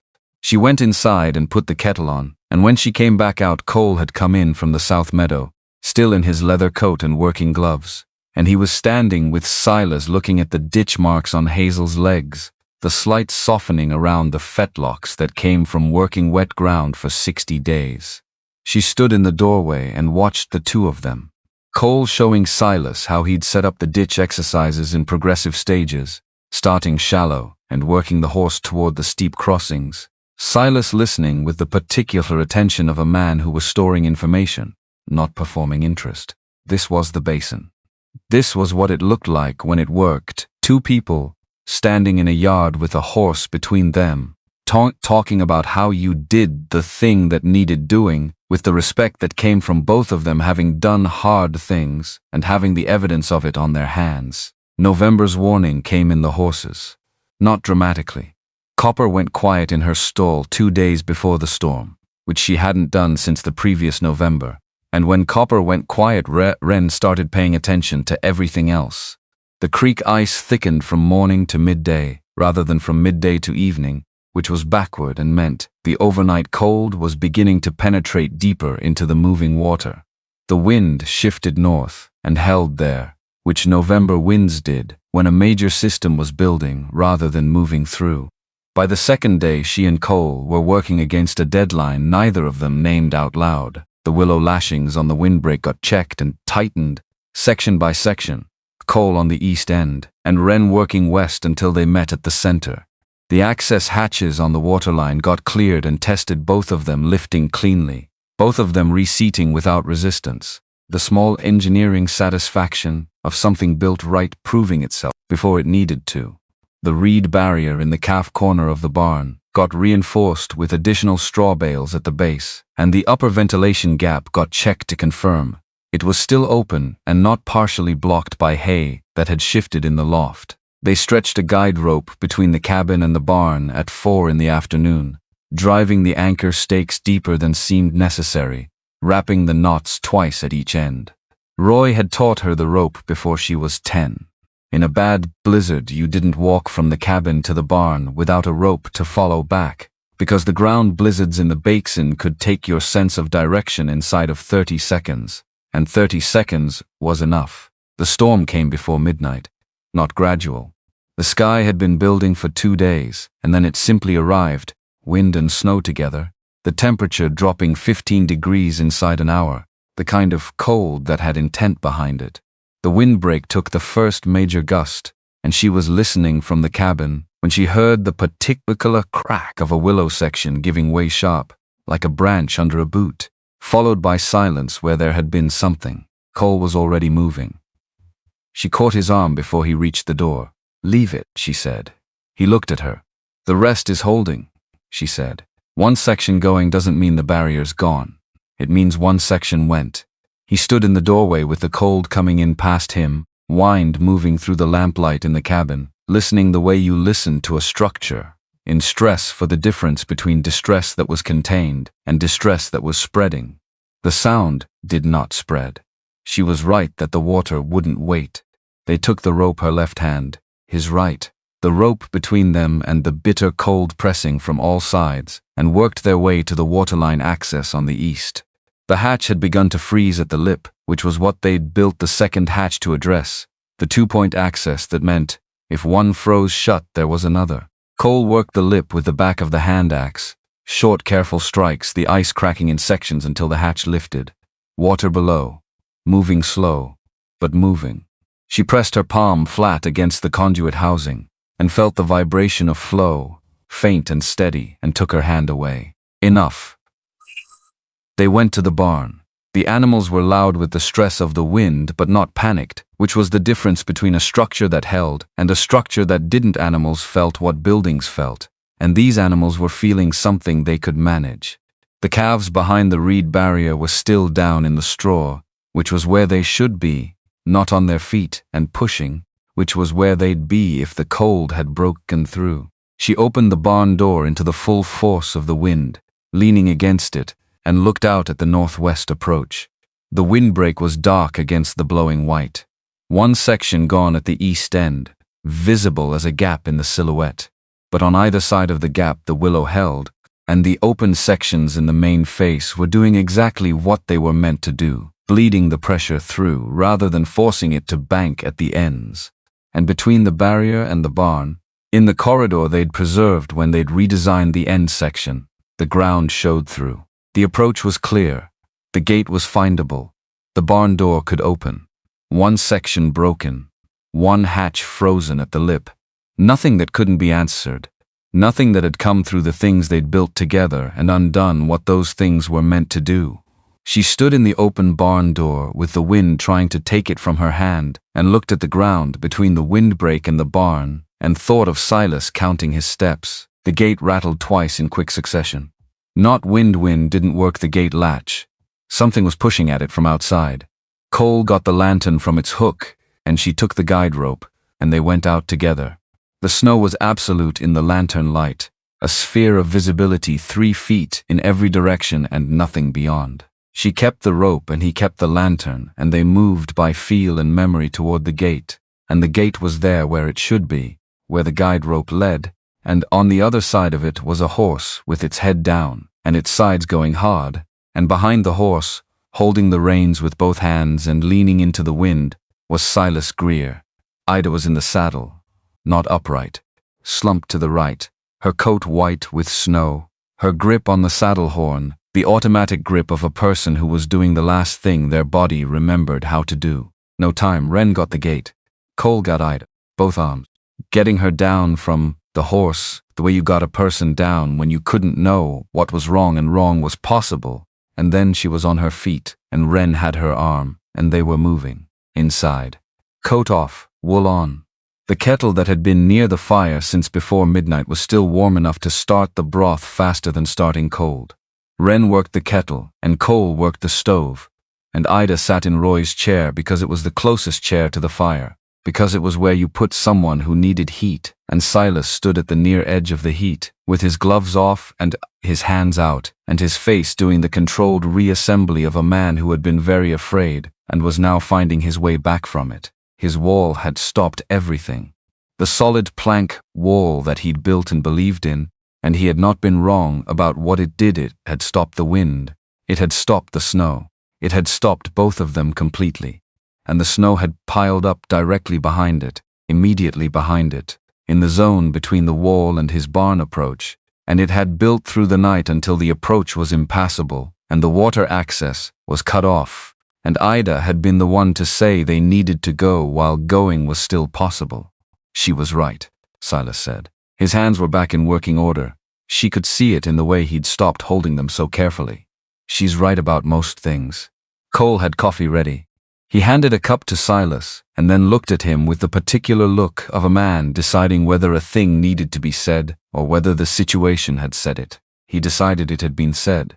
Silas drank his coffee. The storm hammered the walls of the cabin and found the places it could not get through, and went on to find others, and inside the cabin the fire did its job, and the kettle did its job, and the wool blanket around Ida's shoulders did its job. In the morning the storm thinned before stopping, the way big storms sometimes did, not ending cleanly but gradual. First light coming through a sky that was still producing weather, but less of the wind dropping to the kind of level where you could walk into it without leaning into it at a full angle. Silas went out first. He walked to the windbreak, stood at the windward face of it, looked at the drift that had built on the far side, deep, heavy, exactly where a drift should build when the barrier is working. He looked at the gap where the east section had given way in the night, and he looked at the ground on either side of the gap where the remaining structure had held. Then he walked to the barn.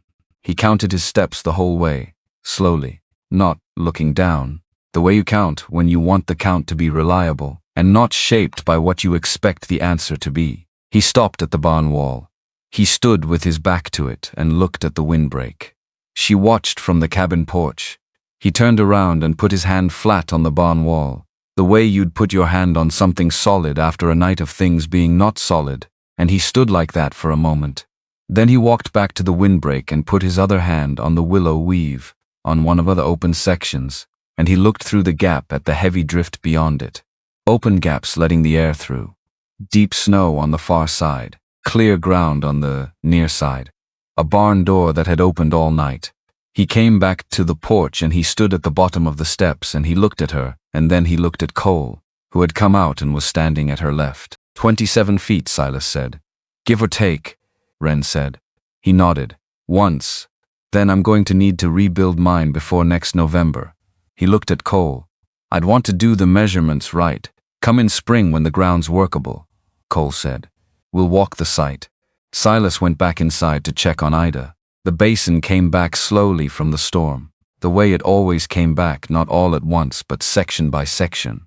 The sky clearing from the west, while the east ridge still held cloud, the temperature moderating by degrees, the creek finding its voice again under the ice.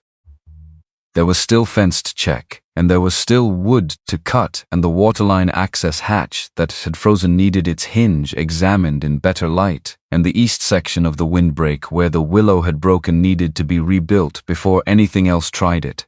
She and Cole did the work the day after the storm, which was the only day there was for it, and then in January she rode with him to Fort Benton. Not for the note. The note was still 3 months off, and she had a plan for the note, and the plan was in motion. They rode to Fort Benton because Cole knew a stockman there who ran a legitimate operation and paid fair prices and didn't need anyone to come to him with a disadvantage already established, and 11 head of cattle sold at $21 apiece to a buyer who shook hands and paid in banknotes and called the animals by the qualities they actually had. $231 added to what was in the account, what had survived the winter, what Silas's payment for Hazel had built, what the careful rationing through February and March had preserved. It brought her to the number.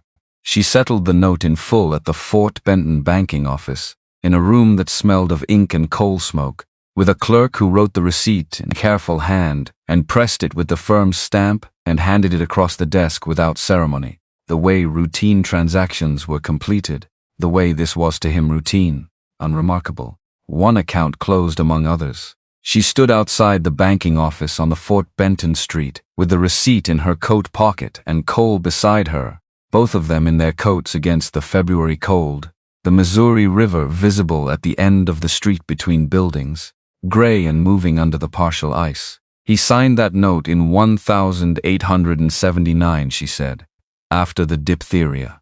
I know, he worked toward it for 2 years. A pause. He didn't get there. You did, Cole said. She looked at the river, at the way it moved under the ice, the current visible at the center where the ice was thin, dark water pushing through. I had help, she said. You had a transaction, he said. That's different. She looked at him. He was looking at the river too, his profile sharp in the winter light, the Stetson casting a thin shadow across his cheekbone. He meant it. It was not modesty. It was precision, the same precision he applied to board measurements and fence post depths, and the angle of a windbreak's end section.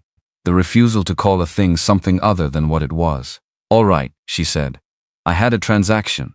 A good one, he said. For both parties. She put her hand in her coat pocket and held the receipt. The paper was still warm from the clerk's press. They rode home. Spring came to the Judith Basin the way it always came, without asking, without announcing itself, just suddenly present where it hadn't been. The south-facing slopes showing dark earth, and then green in a sequence that moved up the hillside day by day, until the basin floor was more brown and green than white, and the creek ran loud enough to hear from the cabin porch without trying. She found the first prairie crocus on a bank above the creek crossing in late March, purple and low to the ground, 3 of them growing close together where the soil had warmed early in a south-facing crack in the rock. She picked 2 stems and carried them back to the cabin in her left hand, which left her right hand free for the gate latch, which she didn't need, because Cole had left the gate ajar. She filled a small jar from the water pitcher, set the flowers in it, and stood for a moment holding it and looking at the east wall of the cabin. The room was framed. Cole had set the foundation stones in October, before the ground froze, and had framed the walls in November between the storm work and the fence repair, and the roof was on before December. The interior work had continued through the winter, the window that faced southeast, the door between the room and the main cabin, the floorboards fitted tight against the cold. It was not finished. It was close. She put the flower jar on the east windowsill, where the morning light would reach it. The shelf above the stove where the second bowl had stood through the first winter, where she'd set it when she'd poured the extra soup back into the pot and couldn't say why she'd poured it or why she'd reached for it. That shelf was empty now, had been empty since the spring before, because the bowl had gone back with the other bowls to live where bowls lived, and there had been no second bowl reaching since. There was no need for one. That evening she told Cole what she was carrying, not formally, not with preamble. The way you didn't preamble things, with a person who had been paying attention and could hear what was under the surface of a sentence before the sentence finished. She told him the same way she'd told him about the fence post footing and the waterline grade and the end section angle, which was to say plainly, with the facts as she understood them, leaving him to calculate what the facts meant. He put down what was in his hands. He looked at her for a long time without speaking, which was the way he processed things that mattered too much for an immediate answer. October, he said finally. Somewhere around there. The room will be done before October. I know it will, she said. He picked up what he'd set down and went back to it, but the quality of the room changed in the way rooms change when something real has entered them and rearranged what's possible, and she felt it in the air between them, not soft, not sentimental. Something more like what the basin felt like after a storm, when the sky was clear and every feature of the landscape was showing itself in the sharpened light, the ridges and the creek and the flat open ground of the meadow all visible at once, each in its right place, each making the others more legible. Outside, the windbreak stood at its 27-foot distance from the barn wall, the rebuilt east section woven back into the main structure, the open sections in the face that let the air breathe through rather than redirect. The north barn wall held its new brace, properly done. The gate hung level. The waterline's 2 hatches sat flush in their frames. 2 coats on the hook beside the door. His longer, hers shorter, hanging in the order they'd fallen into without discussion, which was the order that made sense given the difference in their heights and the fact that he reached for his first in the mornings. She poured coffee into one cup, then the other, set his on the table where he could reach it without interrupting what his hands were doing. His hands kept moving. He reached for the cup without looking, because she'd put it where it was going to be, where it always was now, which was where she put it. The fire worked in the stove. Through the new door, the east room held its frame of unfinished walls and a window that would catch the first sun in the morning. The honest light, the light that showed what a thing actually was. The creek ran behind the cottonwoods, loud with snowmelt, telling the truth about the season, the way water always told the truth about what had been and what was coming. She sat down. The east room got its floorboards in April. Cole had been waiting on the lumber since February, a specific cut of tight-grained mountain pine he'd ordered through the Fort Benton supply chain, the kind that wouldn't cup or split through the basin's seasonal moisture swings. It came in on the March freight run and sat under canvas against the cabin's north wall until the mornings held enough warmth that, working inside the framed room, was practical rather than punishing. When the April air stopped showing breath indoors, he started laying boards. Wren watched the first morning, not supervising. Present the way she was present near things she wanted to understand well enough to maintain. He worked south wall outward, fitting each board against its neighbor with the unhurried care of a man who understood that a floor laid right in April would still be right in 20 years, and a floor laid carelessly would announce itself every winter when the wood moved against itself in the cold. She had a question about the threshold, whether the door saddle needed a sloped approach, given that the new foundation had settled a 1/4 inch lower than the main cabin floor, small, but enough to catch a boot in dim light and send a person down. Saddle board, Cole said, not looking up from the board he was fitting. 1/4 inch slope on the approach side. You won't feel it walking, but it'll seal the gap against the cold wicking up through.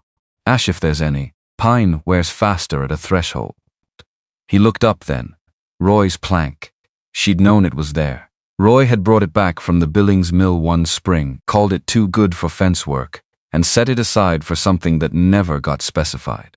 3 years it had sat in the woodpile waiting for an intention that died with him. Use it, she said. Cole held her eyes for a moment, not asking if she was certain, because she'd said it plainly, just receiving it. Then he went back to the boards. She went to do the morning cattle check, and when she came back 2 hours later the floor was half laid, and Roy's ash plank was on the sawhorses in measured pieces, marked for the threshold saddle, waiting to become the first thing anyone's boots touched when crossing from the old part of the cabin into the new. Roy would have considered that a reasonable use. She was almost sure of it. Spring brought the mud that always followed snowmelt and the early calving she'd been tracking since February by condition and due date. 11 calves between late March and the first week of May, all on their feet within hours, none requiring the sustained intervention the previous winter had demanded. Cole was better with the difficult ones than she'd prepared herself to expect. She'd anticipated competence. A man who could put that quality of attention into horsework usually had enough retraining for cattle. What she hadn't fully anticipated was his steadiness in the situations that required only steadiness and nothing else. The calf that came wrong in early April cold, presenting badly, requiring repositioning that could not be hurried. Cole with his coat off, sleeves rolled, talking low and continuous to the cow, in the tone of someone who understood that the animal's panic was the primary obstacle, and that calm was therefore the most useful tool in the barn. The calf came right. He rinsed his arms in the basin she'd brought out, rolled his sleeves back down, put his coat on, and moved to the next task without remark. Because it was work. Because it had been done. She thought about that for a long time. About what a person's character looked like in the moments when no one was watching them perform anything, except she had been watching. And he knew she had been watching. And neither of them made anything of it, which told her more than either of them saying something would have. The East Room's interior got its plaster coat in June. She and Cole applied it together over 3 days. She, working the lower sections, and he the upper, the difference in their heights making this the obvious and practical division rather than any kind of statement. When it dried, it went white and caught light from the southeast window and made the room look like something that had always intended to exist rather than something that had been added. The southeast window brought morning light exactly as Cole had calculated when he'd set the frame. She stood in the new room. On the first morning, it was plastered and watched the light move across the floorboards and cross the ash saddleboard at the threshold, and she didn't say anything because there was nothing to say that the light wasn't already saying better. Warren Pruitt's last visit was not what she expected. He came in May alone, on his good horse, and she knew, before he reached the gate, that something about the posture was different. Not the hat was still level, still precise. The same Stetson she'd seen him wear in every season through 18 months of encounters. But the way he sat the horse was the way a man sits when he has already calculated the result of what he's about to do and has accepted it. He stopped at the gate, looked at the ranch, the north barn wall with its proper brace, the windbreak at its northwest corner, the level gate, the yard that had shed the provisional quality of its first winter and become what a working ranch under considered management was supposed to look like. "Mrs. Danner," he said. He had the hat off before he'd finished the word, which was the first time she'd seen him remove it voluntarily. "Mr. Pruitt." He looked at the yard one more time. "I'll be relocating to Helena by summer's end, consolidating with a group there. I wanted to call before I left the territory." She stood at the top of the porch steps. Did not come down. "That's a significant move, it is." He turned the hat in his hands, a thing she'd never seen him do. The hat always level and still when he wore it, and set somewhere precise when he didn't. The hat in motion was more honest than the hat on his head had ever been. "I want to see that everything I did here was within the legitimate scope of the agreements your father signed. I want you to know that." She looked at him. "I know what the terms were. I read them 6 times. A pause. Something adjusted in his face, not quite acknowledgement of a specific wrong, but something adjacent to it, something that a man of his precision might have called a recalibration. "The property is in order," he said. "The note is closed. The management is sound." He looked at the windbreak. Roy Aldridge was a capable man, he was. "The outcome here is not what I anticipated." He said it with the careful specificity of a man who chose words the way an assayer chose weights. "I find it not objectionable." From Pruitt, she understood this was the closest thing to a concession the architecture of his character would allow. She received it as such without making more of it than it was. "Safe travels to Helena," she said. He put the hat back on, touched the brim level, that last habit, the one that would follow him to Helena and beyond. The reflex of a man who needed to know at least one thing was precisely where he'd put it. He mounted and rode the Basin Road south without looking back, and she watched him go all the way until he was nothing against the pale summer grass. And then she went inside and wrote 2 words in the ledger margin. "Account closed." Not the financial account. Something larger than that. Something that had been open since the September morning she'd found Roy in his chair by the stove and understood he was not going to move again. Cole was at the far fence line when Pruitt left. He came in at noon and she told him what had been said. He listened. "Helena," he said, "by summer." He looked at the window. "You all right?" It wasn't a question shaped like a question. It was the other kind, the kind that already knew the general answer and was asking about the specific. "I think so," she said. "Yes." He nodded, went back to the fence work after lunch, and she sat for a little while at Roy's table in the room. Roy had built and let the thing that had been holding itself tight in her chest for 18 months loosen by one more degree, the way a rope loses tension when the load it's been holding finally sets down. The summer ran its length. The meadow grass came heavy along the creek side and thinner on the upper ground where the soil went sandy. Wren moved the cattle through the rotation she'd worked out with Roy, the kind of management that looked like instinct from the outside and was actually a system with articulable rules that she could teach if anyone asked. Cole continued working the young stock, 3 of the most promising animals going from raw to useful between June and August. Hazel came back from the Greer place in early June, with 60 days of ditch work in her legs and the calm authority of a horse that had been asked to do real things and had done them. Silas rode her back himself and stood with Wren and Cole in the yard and said the horse had crossed 3 sections of steep ditch without fighting the reins and that his fall gather had gone better than any he'd run in 4 years. He didn't say anything about the windbreak. He didn't need to. His own reconstruction was already going in on the northwest side of his barn. Post-set weaving begun. The measurements from the spring plans translated into actual timber and actual willow. The argument was over. It had been over since the November storm. What remained was just the work of applying what had been learned. He stayed for coffee. Ida wasn't with him, which meant the visit was practical rather than social, which was Silas's preferred mode.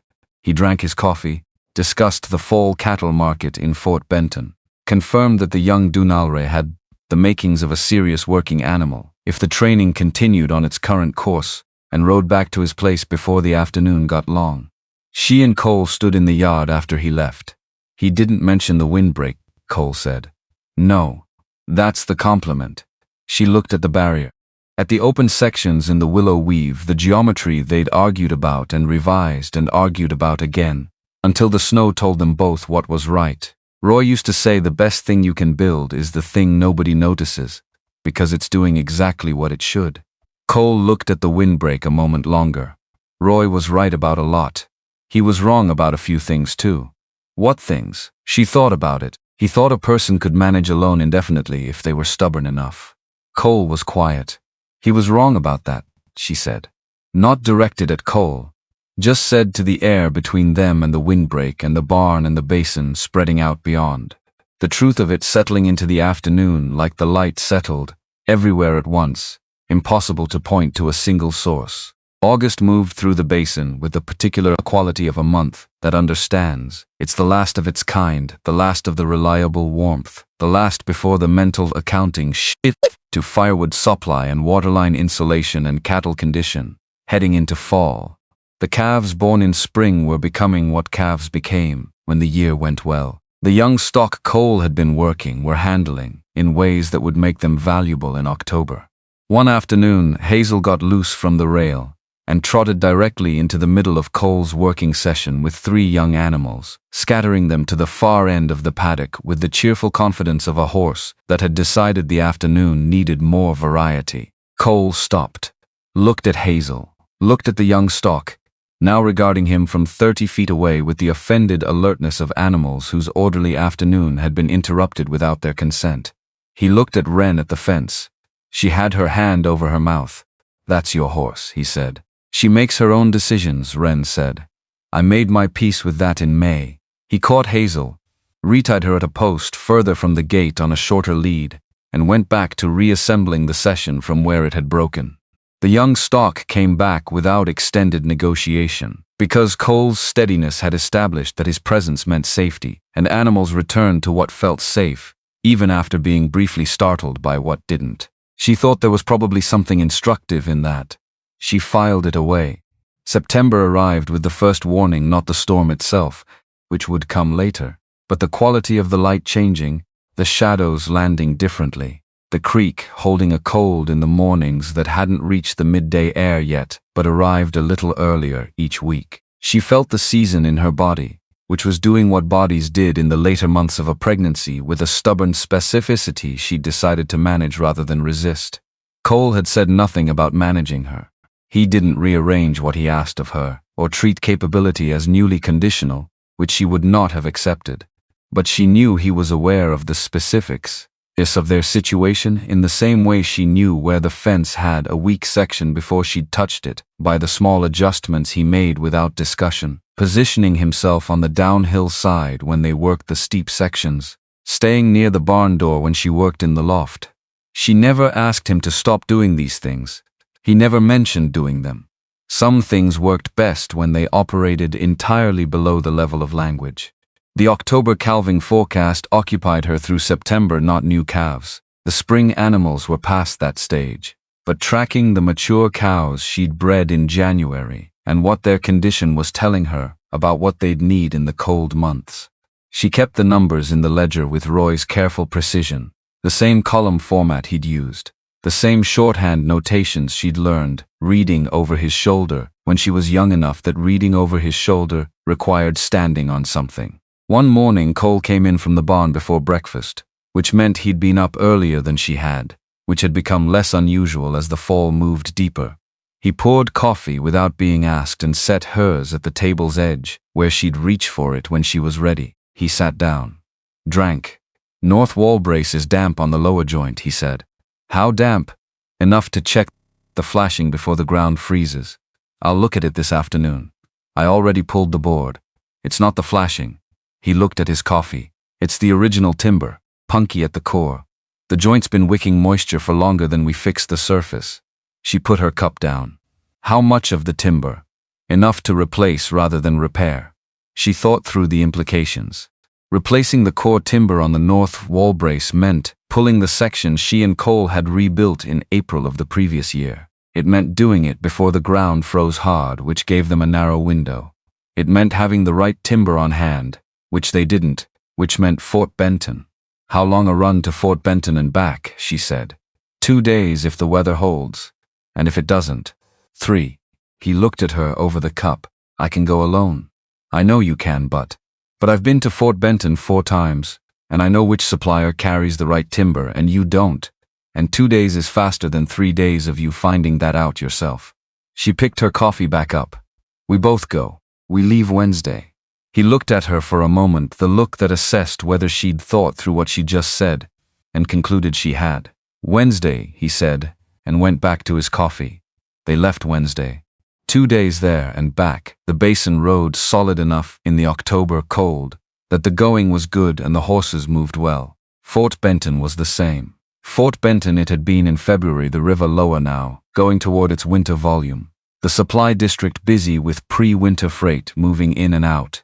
She found the timber supplier she knew on the 2nd Street, back from the river, the one Roy had dealt with for 20 years, whose ledger still had Aldridge Ranch on its account pages. She stood at the counter and ordered the timber she needed, the right species, the right cut, the right length for the north wall joint, and when the supplier wrote up the order he looked at the account name she'd given, and then at her and said, "You're Roy's girl." "Roy's daughter," she said. "Wren Danner now." He wrote the correction in the ledger, with the matter-of-fact efficiency of a man for whom the updating of names in account books was a routine part of watching a community change over time. "Good timber order," he said. "Your father always knew what he needed before he came through the door. He taught me to measure twice," she said. They loaded the timber on the packhorse that afternoon, and found a room at the boarding house for the night, and ate at the dining table with 6 other travelers going various directions across the territory. Cole was quiet through the meal in the way he was quiet in public, not absent, just not performing anything for an audience. She was the same. Walking back to the boarding house after supper, along the Fort Benton Street with the river smell coming off the Missouri in the cold night air, she stopped at the corner where she could see the river between the buildings. She had stood on this corner before, in February, with the note paid and the receipt in her pocket and Cole beside her. The river had been partially iced then, dark water at the center showing through. Now the ice was thin at the edges and building, the freeze coming from the banks inward, the current still visible at the middle. Roy borrowed the money 2 blocks from here, she said. Spring of 1879. I was 27. He came home with the bank draft and said he'd bought the ranch another year. Cole stood beside her, looking at the river. He bought it 3 years, she said. That's how long it took Pruitt to get around to collecting what Roy never managed to pay back. She persisted. I used to think that meant Roy failed, that the debt was the evidence of something he hadn't finished. And now, Cole said.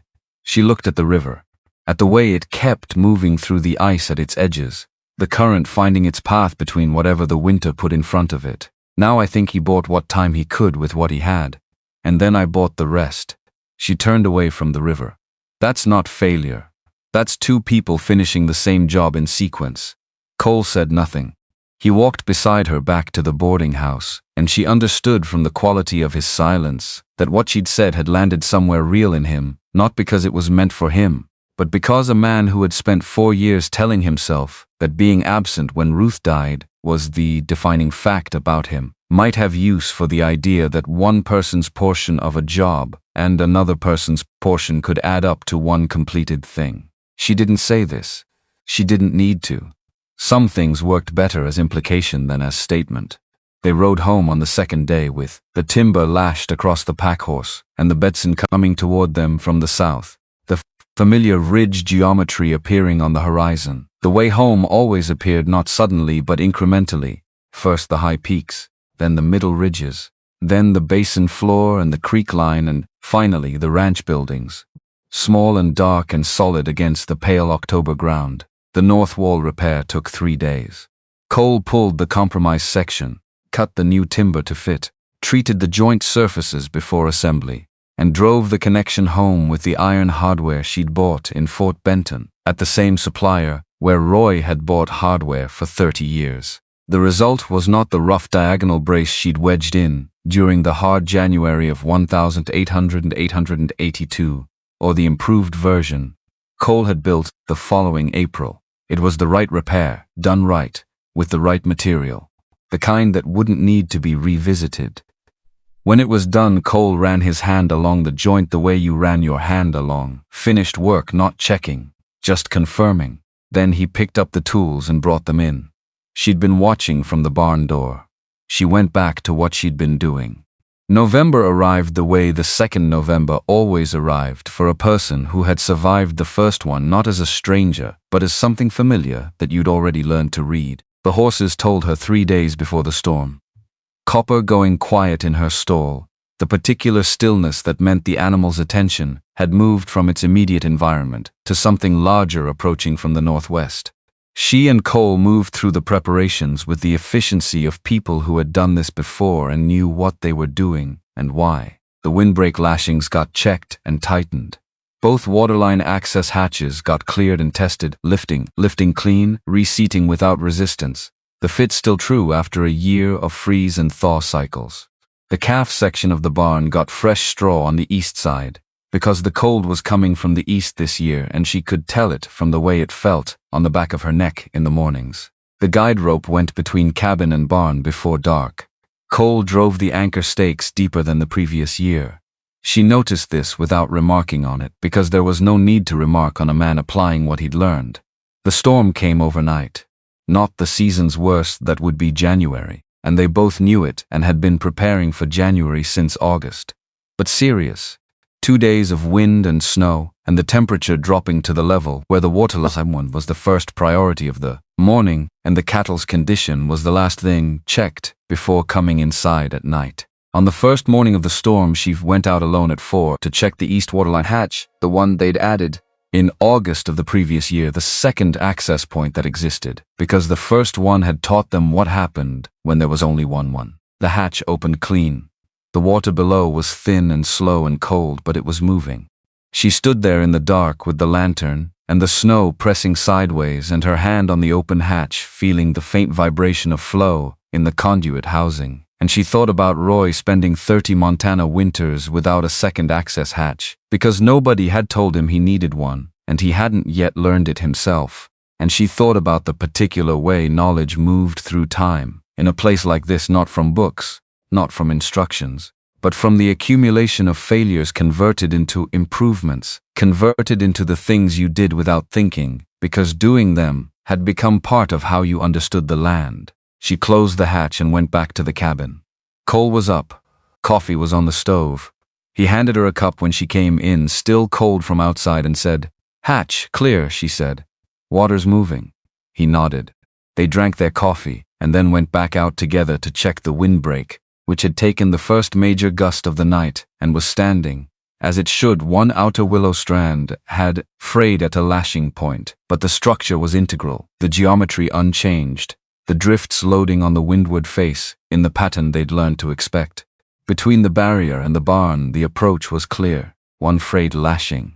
Nothing that required going out in the storm to fix. They came back inside. On the second morning, the storm began to ease, the way major systems eased in the basin, not ending cleanly but thinning, the wind dropping by degrees, the snow becoming intermittent, the sky lightening from the west, while the eastern ridge still held cloud. And this was when she told him. Not because she'd planned this specific moment, because the storm had passed and they were standing in the cleared yard, in the pale second morning light, with the basin opening up around them, and the creek audible from behind the cottonwoods, and the windbreak standing at its 27-foot distance exactly as they'd built it, and everything they had worked toward for the better part of 2 years was visible from where she was, standing, and the thing she was carrying felt like the right size to say in that particular space. "March," she said. Cole was looking at the windward face of the barrier. He turned. "Sometime in March," she said. He stood still for a moment. Not the stillness of a man receiving news. The stillness of a man receiving something he had been waiting for, without knowing precisely when it would arrive. His face did the thing it did when something mattered enough that the face couldn't quite contain it, and so instead went very quiet. "The room will be ready," he said. "The room's been ready since September." "I know." He looked at her. "I meant I'll make sure it stays ready." She looked at him, looking at her, at the size of him against the white basin morning, at the leather coat she'd watched him wear through 2 Montana winters, still the same coat, broken in now to the specific shape of his shoulders, at the face she'd first seen by lantern light on the floor of Roy's cabin when he was close to dead, and she was deciding what she was capable of. "Cole," she said. "Yes, Roy would have liked you." He was quiet for a long moment. The wind that had been driving snow for 2 days had dropped to almost nothing, and in the absence of it, the basin was very still and very open in every direction. The kind of stillness that made you feel the size of the land, and the smallness of the human things arranged across it, and the human things arranged across it, making that smallness feel like exactly the right amount of space to occupy. "I'd have liked to know him," Cole said. She nodded, turned back toward the cabin, because there was work and the morning was getting long. He came with her. January was honest, the way January always was in the Judith Basin, without apology, without moderation, with the complete commitment of a season that had one purpose, and pursued it through every hour of every day until it decided it was done. The thermometer on the porch post stayed below the mark. Roy had labeled only bad for 11 consecutive days in the 3rd week of the month. They had prepared for this. Every system they'd built or rebuilt or redesigned over the previous 2 years was in place and had been tested and had been improved in the specific ways that a single season's use revealed. The waterline ran. The windbreak held. The north wall braced the real repair, the right timber properly joined, did not flex or creak in the worst gusts. The cattle were in condition. The hay was adequate. Wren moved through the January. Work with the particular efficiency of someone whose body had developed its own relationship with what she was carrying, not impeded exactly, but recalibrated, the way you recalibrated when any condition of the work changed, and you adapted the method, without changing the work itself. Cole was present in the ways he was present, without discussing it.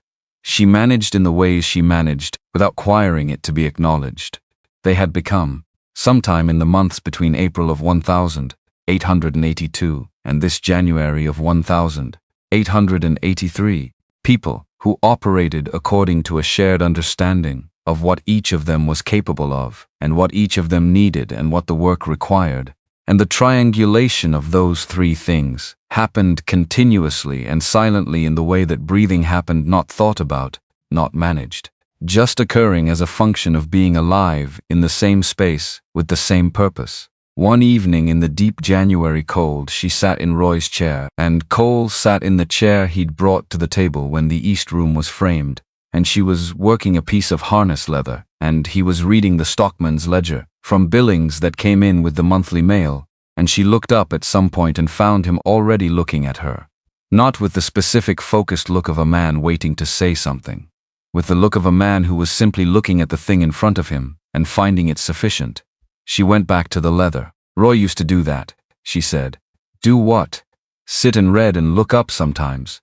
He said it was how he took inventory of what was important. Cole looked down at the ledger, then back up at her. Smart man. He was.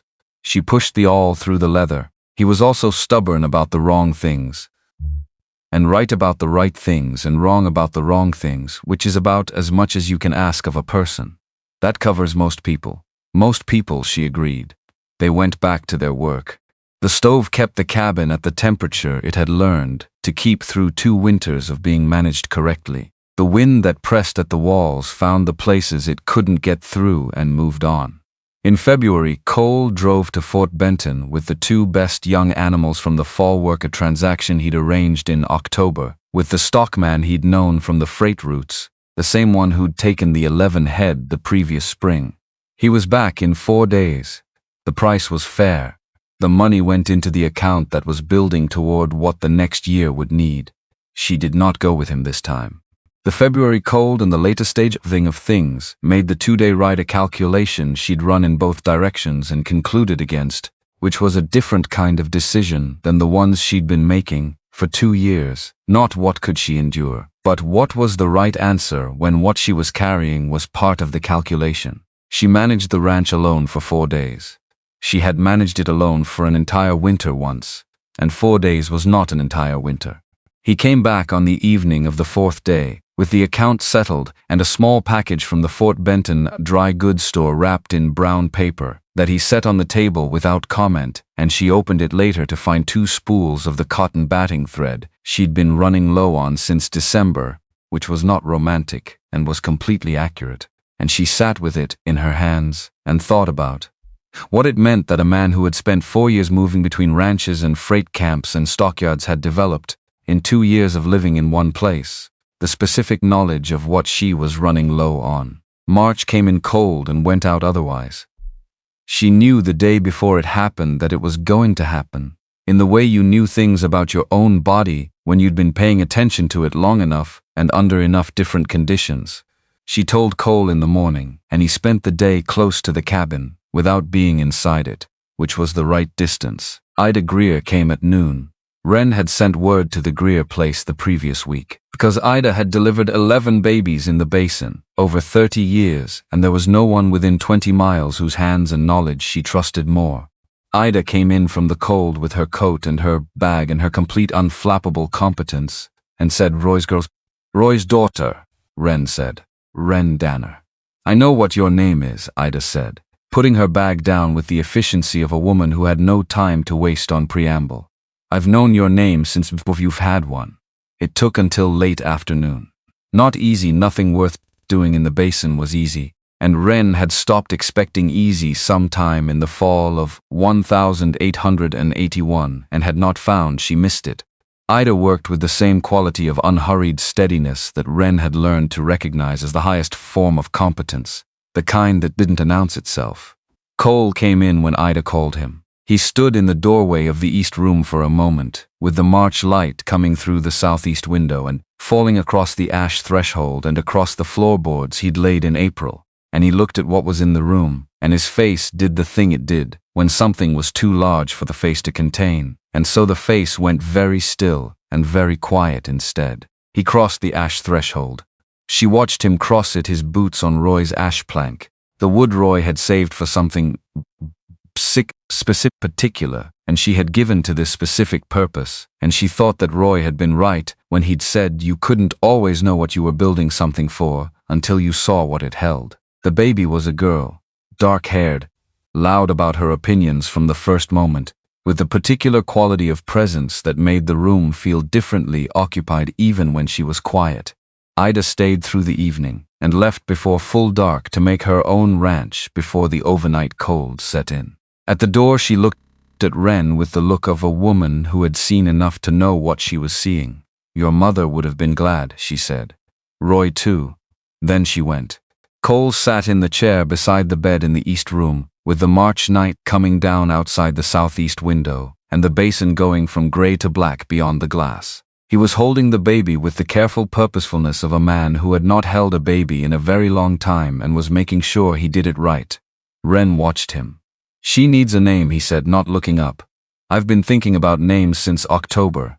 And she had been thinking about it. Had been turning names over in her head through the fall and through the January cold and through the February days when Cole was in Fort Benton and she was managing the ranch alone, and the quiet of it had given her space to think about things she didn't have space to think about when there was always something else that needed doing. She had thought about Ruth.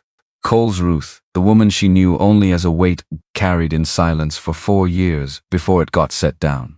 She'd thought about it and concluded that a name carried grief, and Cole had put the grief where it needed to go, not extinguished, because grief didn't extinguish, but placed properly, the way you placed a thing on a shelf at the right height, where it was present and visible and not in the way.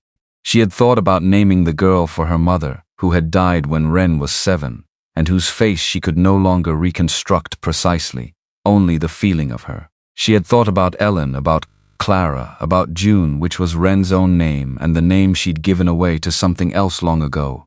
"Roy," she said, "if you don't object." Cole looked up from the baby. "It works for a girl," she said. "It's worked for other girls, and it's the name of the person who built this room and that floor and that threshold and every other thing she's going to grow up inside of." He looked back at the baby, at the dark hair and the closed eyes and the face that was still deciding what it was going to be. He was quiet long enough that she thought he might object, or might ask her to consider something else, or might simply need more time. "Roy Danner," he said, not as a question. "Roy Danner." He looked at the southeast window. Outside, the basin was entirely dark now, the stars beginning, the ridge a silhouette against the sky.